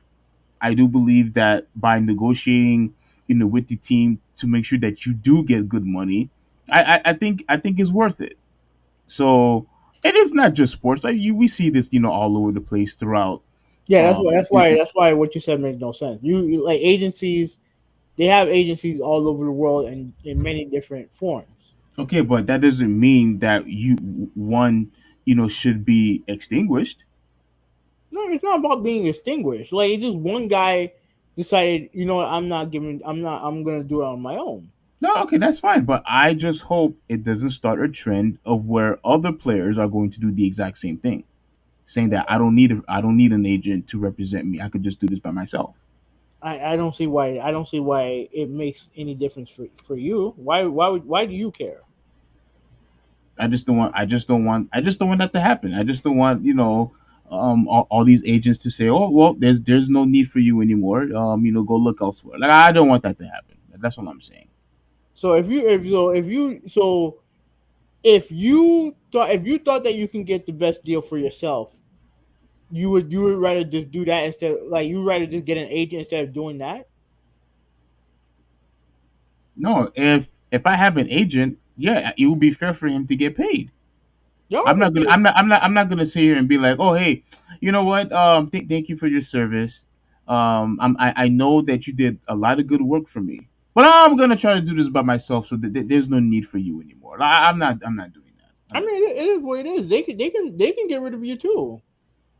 They can get rid of you if for whatever reason they can get rid of you. Yeah, and I could find somebody else. I could find somebody else to do the work for me. All right, but if I can do the work on my own and I can get paid and I don't have to pay anybody, money to do it, then I don't see. Come on, you're only paying like 2%, man. You'll be fine. You'll be fine. Yeah, but your reasoning for it just makes no sense to me. Okay, that's fair. Yeah.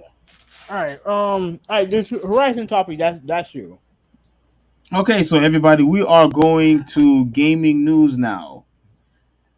So I think we're done with the sports for today. We are going to gaming news, and the gaming news that we will be talking about is about Horizon Zero Dawn, a AAA title exclusively for the PlayStation. And here we go. So, can you see it? Mm-hmm. Homophobies are uh, Homophobes. our review bombing Horizon Forbidden West DLC. Have you played the DLC yet? No. Are you I planning I on it? dude, I haven't played the core game yet. Yeah. Okay. So Yeah. I gotta get to it. Okay. So here we go. If you thought that gamers could be normal about two queers sharing a passionate kiss in 2023, then you would be very wrong. Horizon Forbidden West New Story DLC Burning Shores contain a scene in which Aloy. Aloy, okay, well, I'm close enough, choose to kiss a woman named, how you say this? Skeikai? Let me see. Seikai? Hold on. Seiki? I don't know. Hold on. Let me see. I don't know where these people get these names, man. Like, what the? Sivka, Seika. I think it's Seika. Okay. Okay, cool. And it seems some PlayStation fans were not happy. Indeed, some players were so offended at being given this choice that they mass review bombed the DLC on Metacritic. While Metascore, which is based on critic reviews, currently sits at an 82, the user score is at just 3.2. So here's what's going on here, everybody. I'm going to continue reading on, but here's pretty much what's going on here. pretty much we now have another gay scene of two people of the same sex decide to kiss, and people were not happy about that. A lot of fans seems to be very unhappy, with this decision that Sony had made. And look, I would have, I don't, I wouldn't have made gone out my way and make a fake account and put, because that's what I heard that people were doing.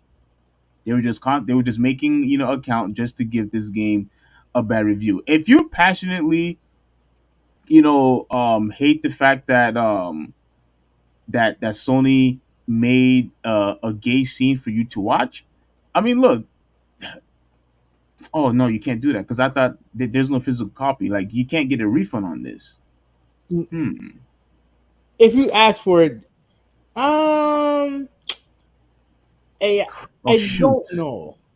No, actually, no. I think you can. I think if you really if you wanted to, you could. Are you sure you could? You sure? I think DLC is what, $20, but you don't have access to it unless you beat the core game. Okay, so you can ask for a refund. I mean, I'll do some homework on that because I thought you cannot get refunds when you buy digital games. But okay, so Burning Shores is a DLC that, for technical reason, is only available on PlayStation 5. It brings significant quality of life improvements such as easier looting, though it apparently details like the better looking clouds that rendered its PS5 exclusive. The update also provides players the opportunity to have Aloy pursue a romantic relationship with someone nice, which has been a fan request for years. And I'm happy for her. Sekai, or whatever her name is, seems like a nice lady, and Aloy deserves to open up to someone after running around and saving the world for two consecutive games. The main people who are mad right now are the homophobes, who seriously can't stand the thought of any gay content in Horizon series at all, even if or not Aloy acts on her feelings is fully optional. Let me before I give my take, can I ask you a question? Mm-hmm. In any point of the game that you have played on the first one, did she have any type of gay tendencies whatsoever? Like, it But was there anything that you would find recognizable to come up to a conclusion that this could possibly be a gay character? um, no. However, the woman is man, it's gonna be it's a lot to explain. No, Uh, go ahead. We have time. it because the thing is, I didn't beat the first game yet, so I have to beat the first game to get a full sense of what the story is. But to my knowledge, her creator is is gay. Ha!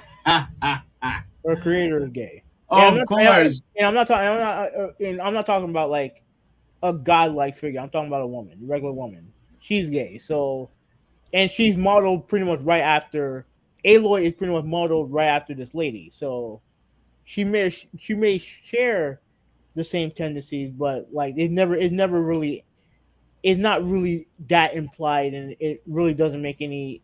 It's not relevant to the story at all. Okay, so but there's nothing that you could pinpoint, whether in gameplay or in cutscenes in the first game, for you to at least come to some conclusion that this is a gay character. There's none. There is none. Okay. Um, let's continue on. The bar on the floor, y'all, but it doesn't stop bigots from running face first into it. Recent players complained on Metacritic that homosexuals were being putting forward a dirty agenda and sabotage what could have been a beautiful story. Nearly all of the reviews with a zero, is that zero or O? Zero. That has to be zero. Score complained that they shouldn't be forced to see gay women exist in the world of Horizon. One player called the game woke propaganda for allowing Aloy to fall in love with someone she just met. Okay. Okay, wait a minute. I never played the game. I am planning on getting the first one. Now, if this is true, like I was trying to see other review scores, like legit see what people have been saying about the about the game scene, like positive reviews or whatnot. But if this is true, that she just instantly fell in love with with this chick, and then they just suddenly just kicked it off. Co- Like, come on, man. Like, I've read stories before. This is purely purely forced onto the players. Purely forced onto the players. There was no story behind it. You just admitted that they happen to have no type of gay tendencies on the first game.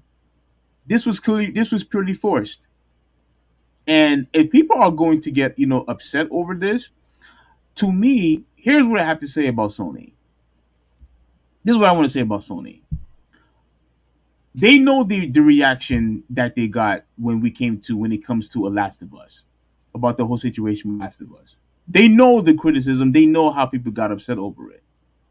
And if they're going to continue to do this, with more of their future games that's coming out, I'm not saying that people are, going to boycott, Sony, entirely. But I'm telling you right now, Hooli, as great as these games are, people are eventually going to say, enough is enough. I'm sick and tired of I'm sick and tired of seeing this gay stuff in my games. People are going to eventually, get fed up with this. If people are going to go through lengths of making accounts just to say that this game is bad over a cutscene, there's no doubt in my mind that people are not going to support Sony anymore. I have no doubt about that. No doubt. And for me, I don't understand why Sony made this choice, because you already made this choice for Last of Us already. Why do you have to have a gay scene on this one? Are you going to does this mean you're going to have all of your characters gay? What's the purpose? I don't get it. And frankly, I don't blame the people for getting upset over it, because it's one thing to have a character, who's gay and whatnot. It's another thing to constantly force it down your throat. I'm just like bro, look, just make a good game, make something normal. But if you're just gonna constantly take your characters and make them gay all the time, uh, eventually people are going to say, I'm sick and tired of seeing this crap. I'm not going to support your games. I'm not going to buy your games anymore. I'm not going to buy your games anymore. And I think Sony is stupid for going down this route and for allowing this. Why are they stupid? Because they already saw the backlash on Last of Us already. They already seen it, and then they want to continue with this pattern with future games. Like, come on, man. Come on, man. Like, you know better than that. You know better. What do you have to say? Okay, let me completely destroy your argument right here. Okay, first thing first, the DLC is that scene is optional. You get three options: either you accept the kiss, you don't kiss, or I think the third option is just like, oh, let me just hold off on it till later or whatever, some bullshit like that. So it's not even optional. What this is just you have people You who just are said it is optional. yeah, I said it was optional. No, you It's said it's optional. not even optional. No, I said it's optional. Okay. All right, regard. Anyways, here's the problem is that you have a bunch of people who want to get upset. They go on. First of all, anybody who takes user reviews from Metacritic seriously are fucking idiots. All that is a fanboy riddled. Those are reserved for fanboys, right? You take a game, like let's say Halo, right? Mm-hmm. Anybody who puts a zero for Halo, they're nothing but PlayStation fanboys. That's all they are. trying to point the game. Even if there's issue with the game, they'll go there, they'll give it a 0, they'll bring it down so that the user score gets down. When it comes to Metacritic, user score don't mean jack shit because they don't vet them. You don't have proof that they beat the game or anything like that. You can put up a review, like you said, you can come up with a fake account and review bomb the game. That's it. That's all these fucking idiots are doing. But anybody who takes user review scores seriously when it comes to Metacritic are fucking idiots. Are morons, because you should know what's going on there. Okay, but I would have agreed with that statement if all of it was fake. But there are legitimate people who played the game. There is nobody with a straight face that will tell me that game is a 0. Fuck off with that bullshit. We've seen dog shit games when you see them. We know what a bad game looks like. You want to give it a 6, whatever. It's your prerogative. But anybody who gives that a 0, like, trust me, I don't take those people seriously. And people who do are idiots who take them seriously. All it is a fanboy haven. That's it. Now, you said The Last of Us. Oh, you saw the backlash with The Last of Us. What backlash? The game sold like what, millions upon millions. Just because you sell millions upon millions, it doesn't mean you didn't get backlash for it. And they have one of the most popular shows on TV right now that came out this past year. This past year. Just The because, Last of Us TV show, series, whatever the hell you call it. Just because something sells well, that doesn't mean it didn't get criticism. Of course it got criticism. But here's the thing: people are always gonna bitch and complain about bullshit like that. So why would I take them seriously? I'm gonna take you for example. I ask you all the time: would you be okay if DC or Marvel created a gay character? You say yes, you would be okay with it, right? Because it's as long as it's original, right? Mm-hmm. Okay, this Horizon is original. It's original. The Last of Us is original. They're not taking people from the past, changing it up to be gay just to appease a fan base. Mm-hmm. These are original characters. So if she is gay, who the fuck cares? It was already established that Ellie was gay in the first DLC they came out with. It was already established. And the reason why she was gay in the first game? Yeah. Okay, go ahead. And the reason why people hated on 2 had more to do. Obviously, you're always gonna have the homophobes who care about her being gay, right? Which you can tell they didn't play the first game or the first game DLC, right? But a lot of people were upset that Joel died at the hands of a muscular woman. Yeah, well, it was a combination of him dying and having to control her. Yeah. Yeah. Yeah. And I'm like, okay, did the game great? Well, anybody who played that game with a straight face will tell you that game, at the very least, is very fucking good. Very good. But you know what happens? People like to get attention. They review bomb the game. But even still, they made tons of money off of the game. And I would argue probably is I would argue it's their most relevant franchise right now. With the success of the games and the TV show. I would say that God of War is still the top dog. I would say when it comes to metrics, when it comes to game sales and the TV show, I think it's number 1. But God of War is definitely up there because it has a longer lineage. But at the end of the day, what it is just a bunch of people who hate gays who are review bombing this game. That's it. That's all this is. And anybody and more, and I'm not even surprised by that. What I'm surprised by is people taking this user review score seriously. Like I said, all it is it's a fanboy haven. That's all it is. That's all those user review scores are. They're just a haven for fanboys. If you see when it comes to let's take Nintendo for example. if you get any Nintendo game that gets a 0 on Metacritic when it has like an 80 or 90 on Metacritic from the critics, don't take them seriously. Because all they're doing is review bombing the game. That's it.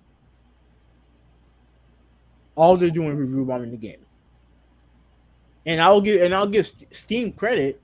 You can't review a game unless you beat it. You said Steam? Steam, yeah. Okay. When it comes to their user reviews, you have to actually beat the game, or have either you beat the game or have an extensive amount of time with the game in order to review it. How would they know? I think it counts your playtime in each game. Okay. And obviously they have achievements on there too. So if you achieve the goal of beating the game, then yeah, you beat the game. Okay. So I mean that's really all I gotta say about it. Like, I mean, you have a rebuttal? Maybe I could have sworn that had. Oh yeah, here it is. Okay, so this has to be the scene that everyone is all Okay. crazy upset. Right. Go ahead. Dolphos in chat, he said that playtime for Steam. Oh, it's playtime. Yeah. Okay. So But they do have achievements. They do have achievements in Steam. I know that. So well, go ahead. Come on. yeah. So my last thing I want to say is, look, if fans of the game are upset that this character is gay, and now they have a gay cutscene and whatnot. What you have to understand, Hoovy, even though you have the option to say, okay, I'm gonna kiss this girl, and I have the option not to. The problem is people have already lost connection with the character. I know. It's not that. The problem is that you have a bunch of homophobes and you have a bunch of people who hate homos who are review bombing the game. That's what the problem is. Yeah. Again, when that happens, they lose connection with the character. Like I said, it has jack shit to do with the character. Nothing to do with the character. Nothing to do with it. I mean, she's kissing a chick. With you mean to tell me that her kissing somebody, that someone with the same sex has nothing to do with the character? Of course it does. But the thing is, it's optional. That's the thing. It's optional. So if you playing her don't want to do it, you don't have to. So the people who did it and then bitch and complain about it, like, why am I taking them seriously? It's literally like bitching about watching porn while you're watching porn. Why would I take them fucking seriously? Come on, I think that's a stretch. Come on, man. No, it's not a stretch. If you're bitching, complaining about controlling a character who's gay, but yet you chose the part where she kisses her, then you are the problem. You are the one that's the problem. Because all you're doing is creating issues for yourself, creating problems for yourself, whining and complaining because your life is miserable. So you need something to whine and complain about. And boom, they got it. I don't think they want that option to be. I don't think they want that option in the game at all. Let me say this real quick, just to give you an example, so you could get a clear perspective. Here's what I think they're talking about, because I could relate. You know how a huge fan I am with, let's say, all right, Metal Gear or Splinter Cell, right? If there was an option that I could kiss another guy in Metal Gear, I'd be pissed off about that, even though if I had chosen no. Even if I had chosen no, I would be pissed off about that because, oh snap, Solid Snake is gay. I'd be pissed off about that. Oh my god. I'd be highly pissed off about that. Why?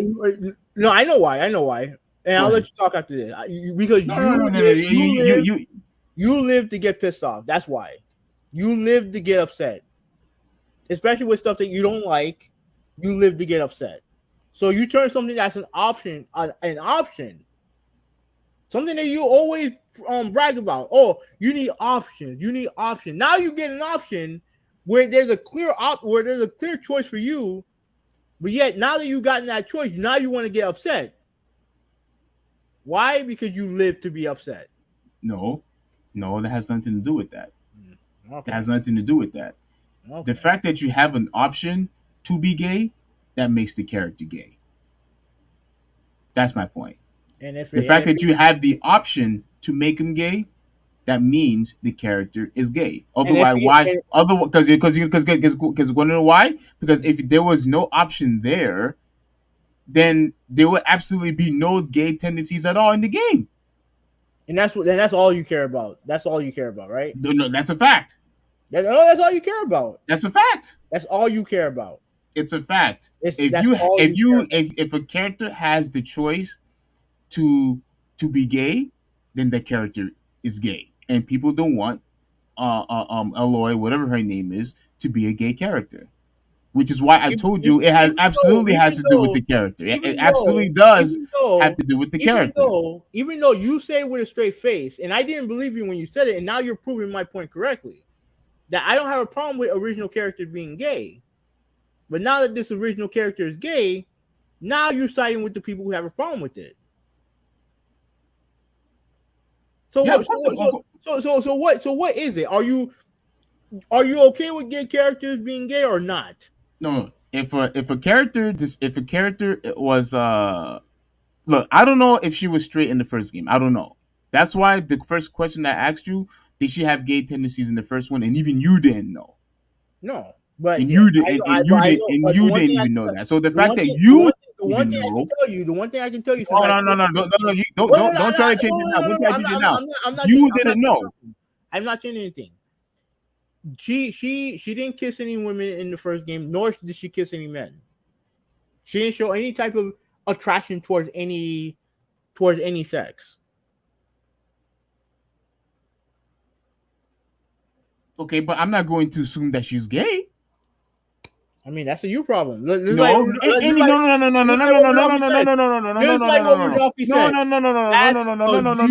problem. No. See, that's because I caught you. No, you didn't. By default, we are not going to assume that any random character that we see in any game, we are going to jump to the conclusion that character is gay in any game. That's a you problem. In any game, that's a fact. That's a fact. That's normalcy. That's why, because it's normalcy. That's a you problem. No, that has nothing to do with me. That's no, it doesn't. Because I know for a fact that out of all the games that you have played, you have never thought and came up to your mind that character was gay. No, you haven't. And if you're going to say yes, I know you're bullcrapping. I'm not saying whether or not she was gay or straight because I don't know. No, I'm talking about in all games, in all the games that you have played. You have never assumed in any game you have played in your life. You have never assumed that the character that you was controlling was a homosexual. Because you want to know why? No. Yes or no? Yes or no? Yes or no? Yes or no? You want to know why? Or no? No. You want to know why? Because it never occurred to me when it came to the character. I don't care.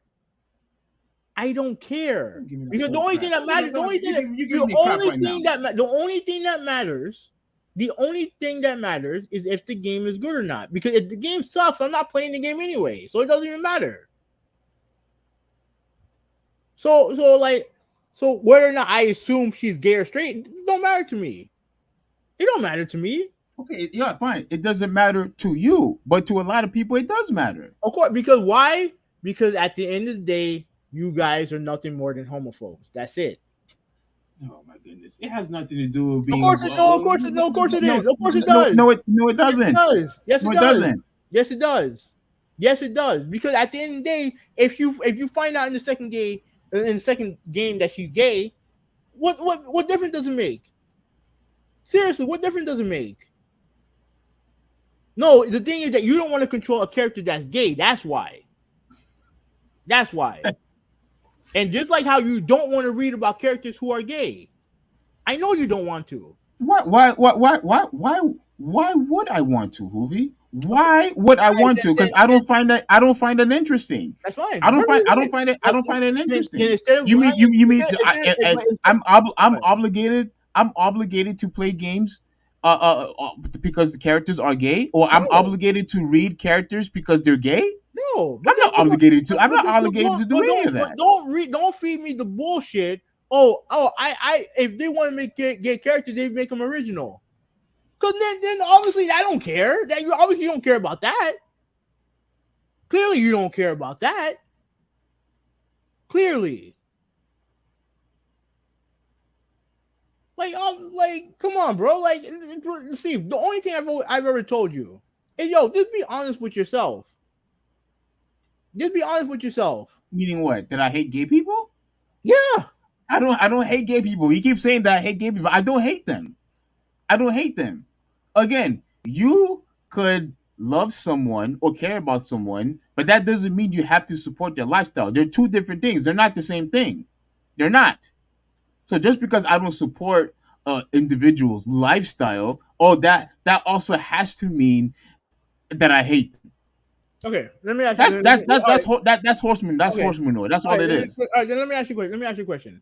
Go ahead. Are you going to play Horizon Zero Dawn? I haven't played even the first one. Are you going? That's not what I asked you. Are you going to play it? No. Of course not. Of course not.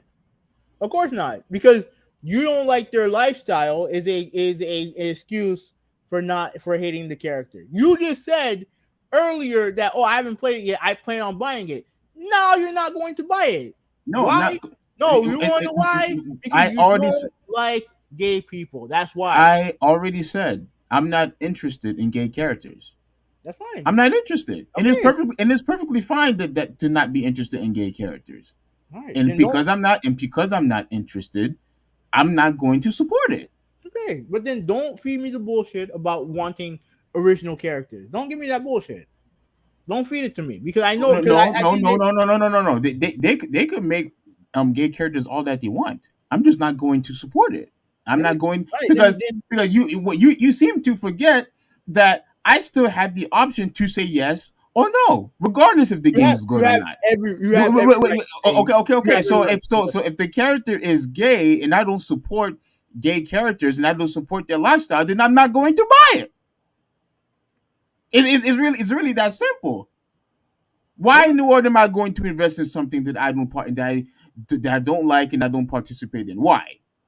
Because why? Oh, because of inclusion? Or because we have to give gay people a chance? No, get the hell out of here with that crap, man. I do not like homosexuality lifestyles. I don't. Mm-hmm. And I don't want to see it in my face either. Okay. So if you are going to put it in my games, if you are going to put it in my comics, if you are going to put it in my movies, and I'm not going to buy it. Okay, that's fine. Just stop putting the lifestyle in behind it, because we all know what the issue is. You just said earlier in the podcast you were going to buy the game. So, and now you decide not to, which is fine. But just be honest about what obviously it's not fine to you.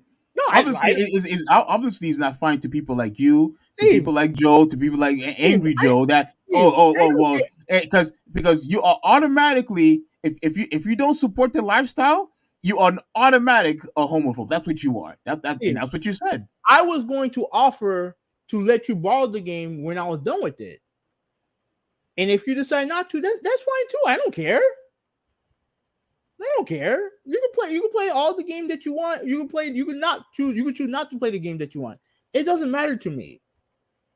My thing is that you fed me the bullshit. Oh, hey, if they have original character that's gay, I'll watch, I'll read. Clearly that's not true. And just be honest about it. Just don't fake it. Just be honest about it. No, I mean, look.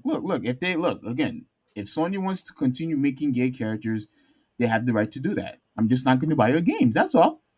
Okay, so I'm not going to buy your games. Then don't feed me the bullshit about you wanting original characters. Then don't feed it to me. Just be upfront about it. That's it. That's all I'm asking for. Just be upfront about it. Okay, but I still have the choice not to buy it. That's fine. But we know why you're not buying it. We know why.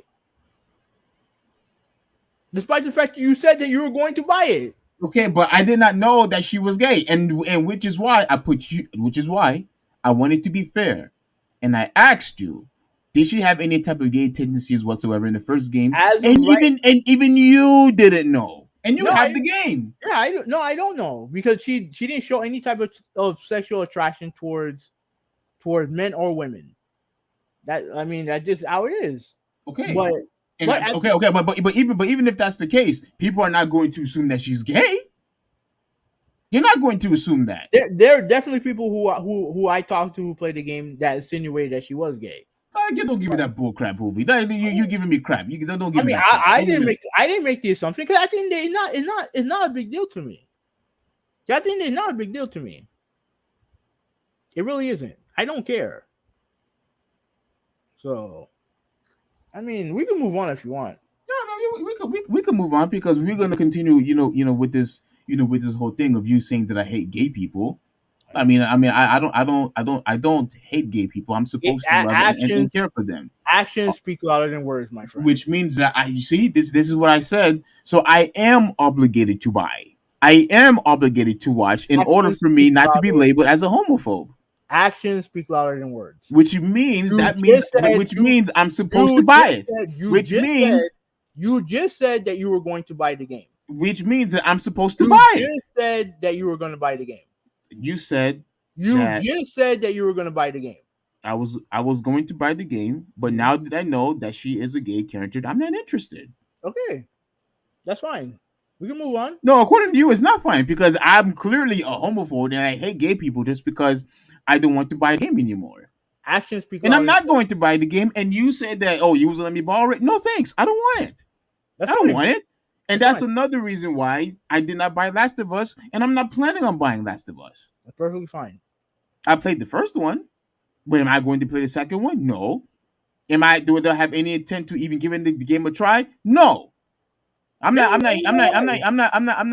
if somebody wants to go in this route to just make new characters, make this character gay, make this character gay, make this character gay, clearly you could understand why people are saying they have an agenda going on here. I mean, to my knowledge, there's 2 games. To my knowledge, there's 2 games. No, I mean, and then if it's 3, to your knowledge, it's just 3 games. Yeah, and if they make the 4th one, to my knowledge, it's just 4 games, right? Yeah. Which means is an unending cycle. It could continue to happen. I mean, there is no limit. There is no limit. As long as the game's good, I don't give a fuck. I don't care. You can do you in Grand Theft Auto. You could fuck trannies in the game. So what? So like, what are we talking about here? What are we talking about here? Like I said, actions speak louder than words. Okay, you can say what you want, but your actions do all the talking. That's all. That's all I gotta say.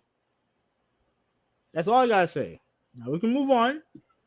Get the last topic out. Let's move on because I would have so much to say, but then this would be a 6-hour podcast. I'm not doing that.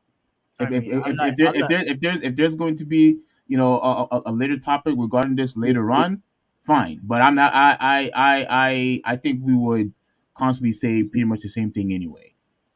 But if people are going to get but to close it, if people are going to get upset with Sony over this, hopefully Sony will actually have some sense and not continue to push this agenda on their fan base, on the people who actually giving them money.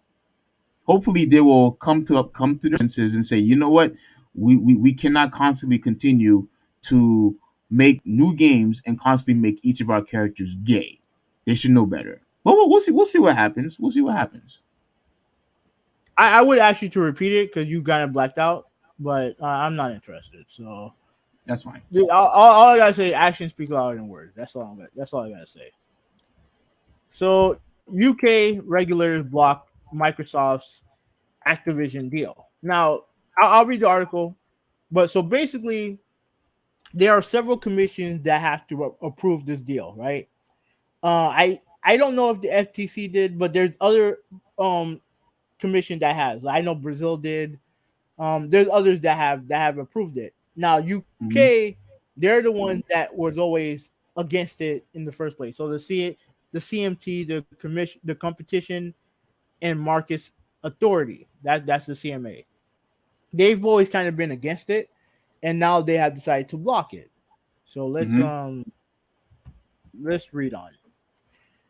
Despite recent signs that it was softening its stance on Microsoft proposed $68.7 billion acquisition of Activision Blizzard, the UK antitrust regulators, the Competition and Markets Authority, has announced that it has decided to formally block the deal. The CMA said that its decision was motivated by concerns about the deal's efforts on the future of the nascent cloud gaming market, where Microsoft is a key player. It feared that the deal would lead to reduced innovation and less choice for UK gamers over the years to come. It said that a solution proposed by Microsoft had significant shortcomings and would require regulatory oversight by the CMA. Microsoft has a strong position in cloud gaming services, and the evidence available to the CMA showed that Microsoft would find it commercially beneficial to make Activision games exclusive to its own cloud gaming service, the government body said, announcing the findings of its month-long review. It re- it it re- it reckons Microsoft accounts for an estimated 60 to 70% of global cloud gaming services already, thanks to the advantages of owning Xbox, Windows, and Azure platform, as well as the Game Pass game subscription service to which Xbox Cloud Gaming is tied. The CMA views cloud gaming as an important, fast-growing sector of the games market that allows gamers to avoid buying expensive consoles and presents them with a more flexible and choice as to how they play. The CMA viewed the behavioral remedies proposed by Microsoft in the form of 10-year deals, forcing it to make its games available on other cloud platforms as insufficient. It said they would require regulatory oversight, did not sufficiently cover different business models such as subscriptions, and risk disagreements between Microsoft and other cloud gaming providers, given the amount of change that might happen in the sector over a 10-year period. Okay, so Microsoft and Activision immediately said they would appeal the CMA decision. So it's not over yet. I was hoping it was going to be over, but it's not over yet. Right? So Microsoft going to appeal. It's not, but it may not be over, but Mhm. it's gonna be really hard for them to get the deal done, though. Pretty much. For right now, yes. Well, you never know. So Microsoft is going to continue to pursue to buy it, even though they said no. Yeah, that's why they appealed. Yeah.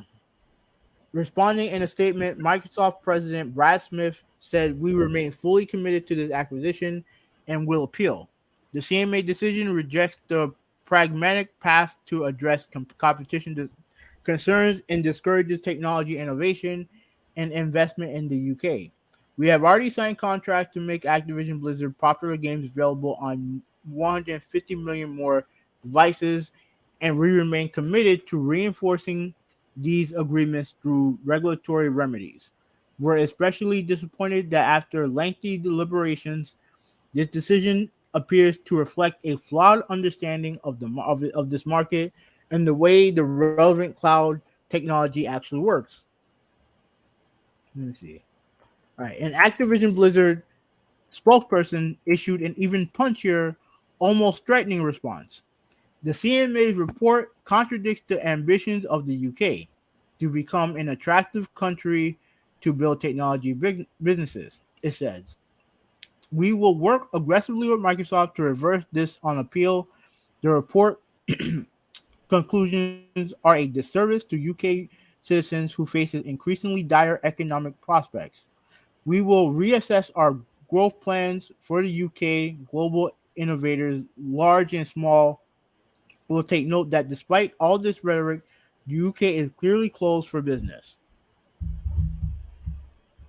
Okay, and okay, let me read the update because the rest of this stuff is not important. All right.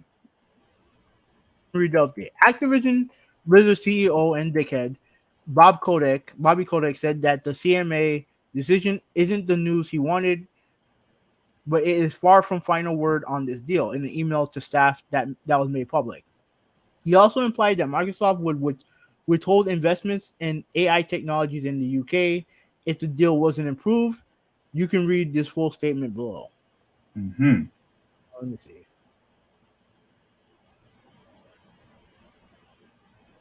That's too long. Well, But you could be as of some of right, it. You could be some of it. At least the most important thing. okay. Today, the competition, CMA, a regulatory agency in the UK, decided not to approve our merger with Microsoft. This isn't the news we wanted, but it is far from final word on this deal.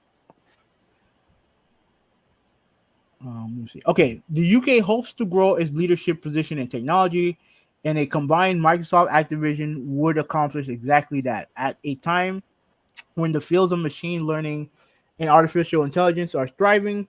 We know the UK market would benefit from Microsoft's bench strength in both both domains, Domains. as well as Yeah. our ability to put as well as our ability to put these technologies to use immediately. By contrast, if the CMA decision holds, it would stifle investment, competition, and job creation throughout the UK gaming industry. The merger is a complex process, and I know I'm not the only one frustrated with the hurdles and delays.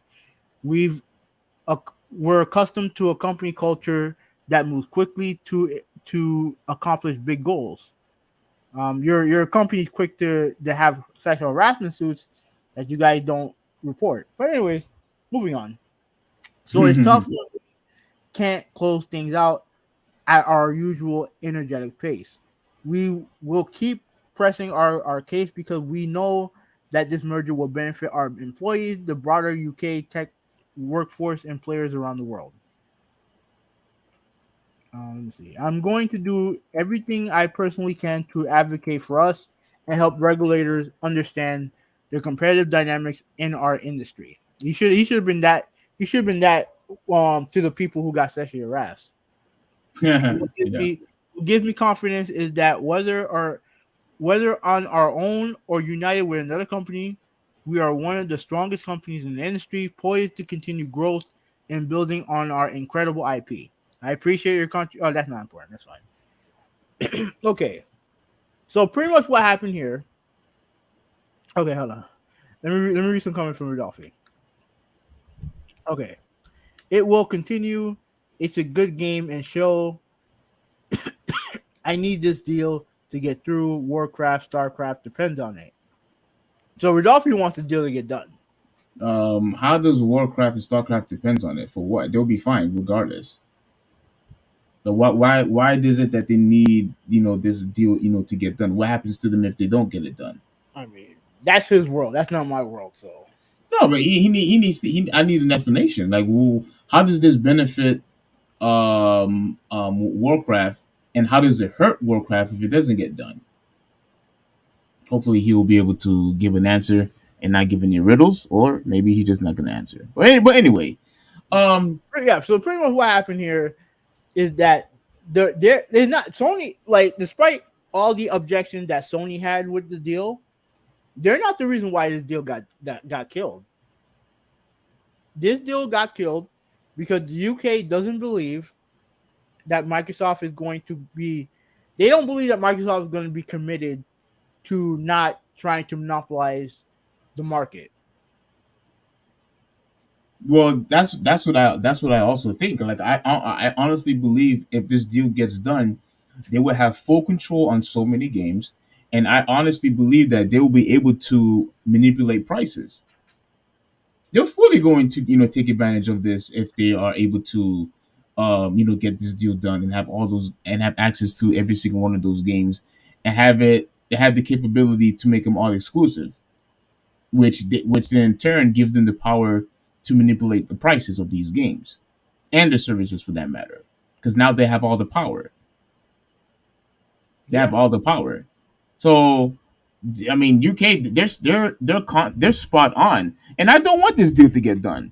Because like I said before, now Mm, they will have full control on so many games. Yeah, I was watching it, and Atlanta was leading by 3 at one point. yeah, but And they Boston just finally they putting their foot just in the neck. they couldn't score. They try to take it to the basket. They Mm. just can't score.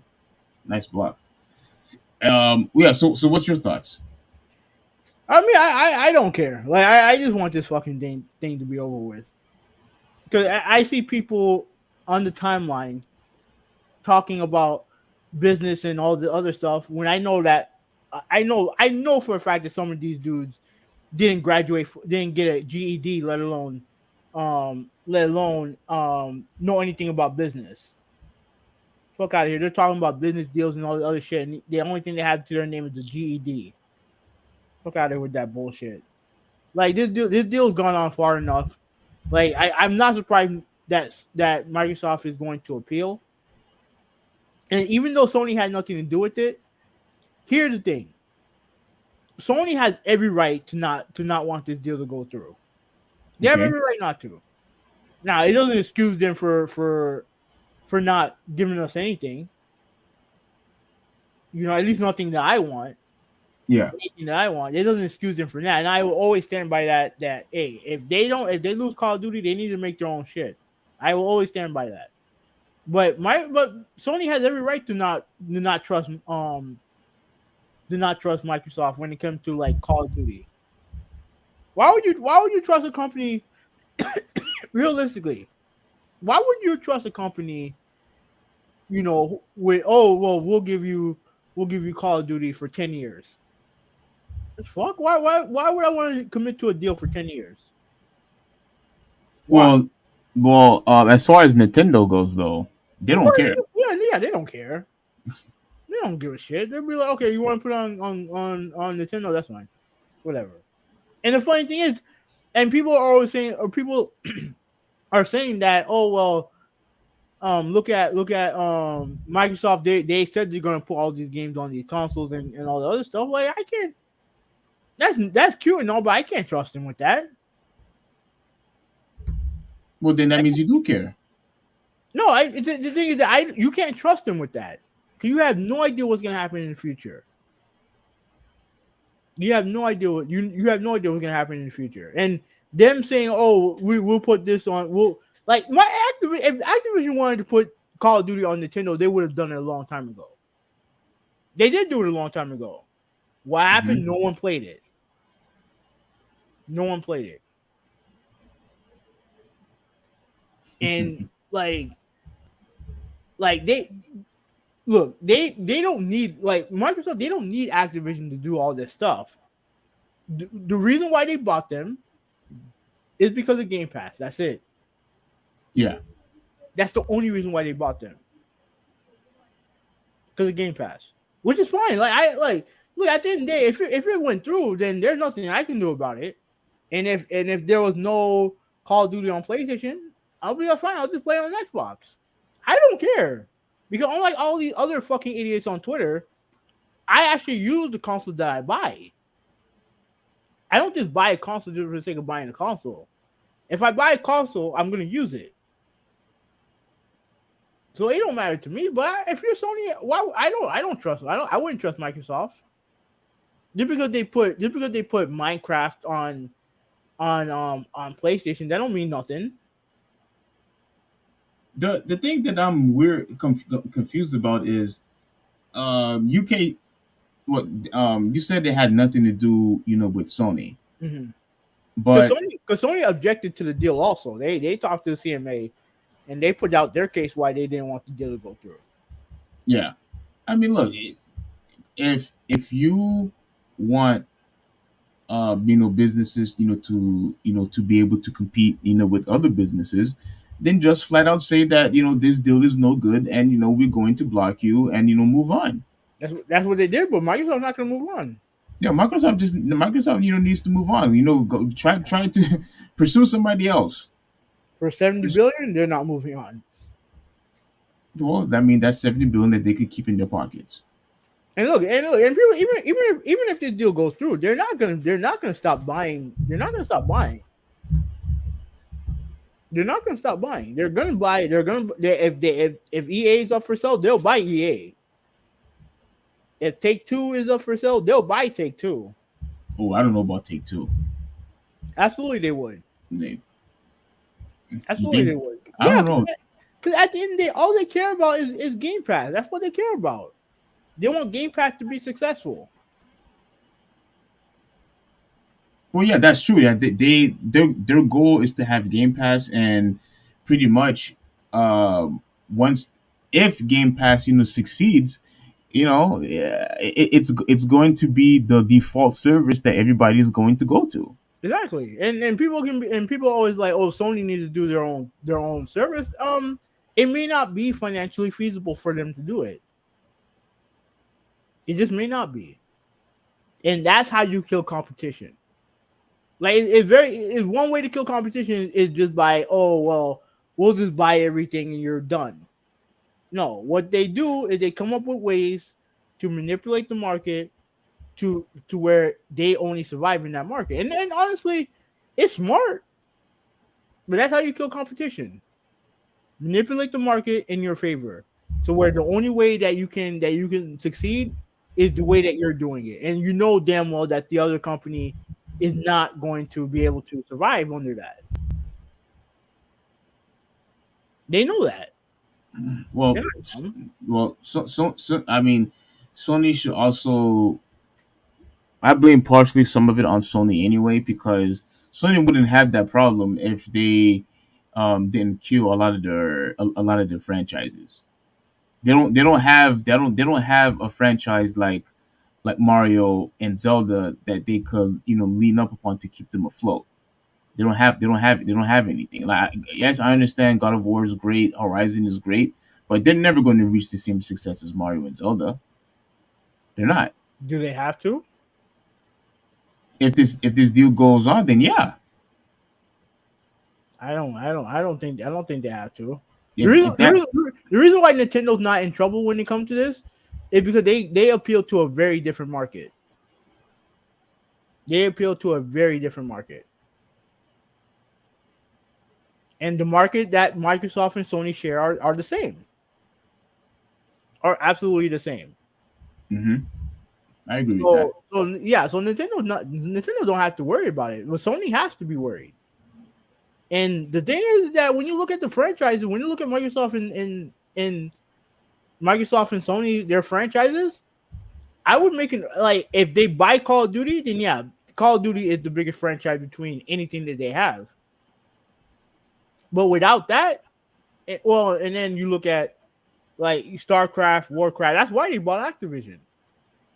Yeah, They're all, all, all of What? those games are like you said, StarCraft and Warcraft, Call of Duty. Sony cannot compete against those big dogs. No, they just had that Call of Duty. No, they can't compete. The other ones, it depends. It depends. It depends because they also have Bethesda. They have Bethesda, so you have Fallout, and you have those games. But when it comes to franchises that everybody knows, I think Sony can compete. The problem is that Or when you you think Sony could still compete? absolutely. Wow. Even if the deal gets done, they could compete still. Absolutely. Hmm. Absolutely. The problem isn't that, if they buy Call of Duty, it's over. No, it's when they buy other franchises, when they buy Madden, when they buy Fortnite, when they buy all these other companies, when they buy all these other properties that will that's the problem. It's not just one game. It's a trend that might continue if Microsoft continues to go through this strategy of essentially what the fuck is Atlanta doing? Seriously. Yeah, I don't know. I don't know. They were leading, and then they just kept on shooting bricks. So look at this, man. Unbelievable. That's funny. That's completely pathetic. You just threw Yeah. the ball to nobody. Yeah, Yeah. no. Anyway, but yeah, look. At the end of the day, I'm happy that the deal didn't go through, and I hope it stays this way. And I hope Microsoft, just move on. And I understand that they want Game Pass to succeed, but I don't really want Game Pass to succeed. To be honest with you, I don't. They'll have full control, of the gaming market. They'll be able to manipulate prices, all that they want. And I honestly believe they will have full control of games. And I guarantee you that we're going to continue to have a even more and bigger trend of having unpolished, unfinished games because they have Game Pass and everything is pretty much you have access to, for free. But also, the more games that they have, the more games that they were able to control, and the more games that they could get rid of. Because listen, once you have a service, like I said before, you can't control what goes in or what goes out. And if you start playing, You can control what goes in and what goes out. What you no, you can't can't. control, You can't. what Like you know, if they want to remove a game, you have no choice. yeah, oh yeah, yeah, obviously. But Yeah. yeah, So what do you mean? they removed. Yeah, oh, yeah, you're right. Because they removed Quantum Break from their a couple of weeks ago because I guess because of licensing issues or whatever. Yeah, crap. That I actually wanted to talk about that before, Yeah, but yeah, yeah. Like, but and the reason why I wanted to talk about that is to be like, you see, this is what I'm talking about. You don't have any control of what goes in and what goes out, despite the fact that you are a paying customer. It doesn't matter. yeah. They still have full control of all the games, I mean, but and they will have full control of more games if this deal gets done, which is what I don't want. yeah, we'll see, man. But like I said, they're gonna appeal, and Microsoft with that kind of money and with that kind of influence, I do think eventually I think the deal will go through. I think If UK said pretty much this is the reason why why we're going to block you, I don't I think that decision or that position is going to stick because because what they're saying is actually factual. They'll have full control of pretty much the whole gaming market, and you don't want that. well, So I don't. you know how government is. Throw a couple dollars at them, and they'll change their tune real quick. Hmm. And But it don't matter the government either. It can be United States, UK, Brazil, Spain. It don't matter. Money, the universal language is money. That's the universal language. And speaking of all of that, as you can see, Riddler didn't provide any info of why it would be a problem if the deal does not go down. I told you he wasn't going to I give us mean, anything. he did say riddles.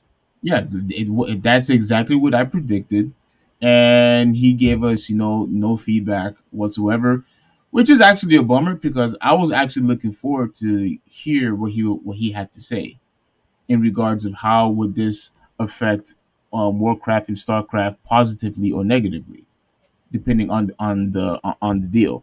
But he's not going to tell us, so it is what it is. Why did I even expect as much? I mean, you can ask him in the chat in our private chat. I'm straight. Okay. Speaking of critical drop, speaking of Mario, the movie passed 900 million, and now it has been released in Japan and North Korea. Disney salty right now.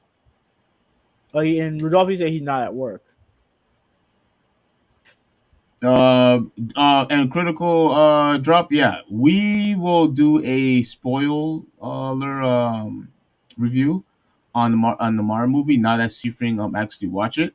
And trust me, I have plenty to say about that 900 million box office. That I have so much to say. And now it's going to be released in Japan and Korea. Oof, let me tell you, man. Oof, I have plenty to say, regarding that. So be on the lookout, for that show. Okay. On that note, let's get it. Let's get out of here. Let's give everyone their roll call. Rudolphi, thank you for watching. Thank you for all your great information. Thank you for the great information. Yeah. Critical drop. Thanks for nothing. Critical drop. Thank you for watching. F, thank you for watching. David, thank you for watching. Your Knicks suck. Is he a Knicks fan? It looks like it. Yeah. Yeah, Yeah. He's in New York. He's from New York. yeah, they suck. Joshua, thank you for watching. Rosemite, thank you for watching. So be on the lookout. Like we will have another podcast on Monday. You know, we'll have more topic to discuss. On that note, Hoover 186, I am out. Yeah. So thank you all for watching. It is greatly appreciated. We're not going. I don't know. We'll give you all the update of the Mario spoiler when that's exactly going to be. I'm Check definitely out the Discord. yeah. I'm definitely looking forward to that. I have so much to say in regards, to that movie, and I am also we and again we keep saying this, but we are trying to plan the Tekken tier list. And we also going to continue talking about the playoffs as it continues to move on forward. The Atlanta Hawks are eliminated. They And right, had their chance. and rightfully so. Yeah, they had their chance. We already talked about the playoffs already, but they had their chance to win this game.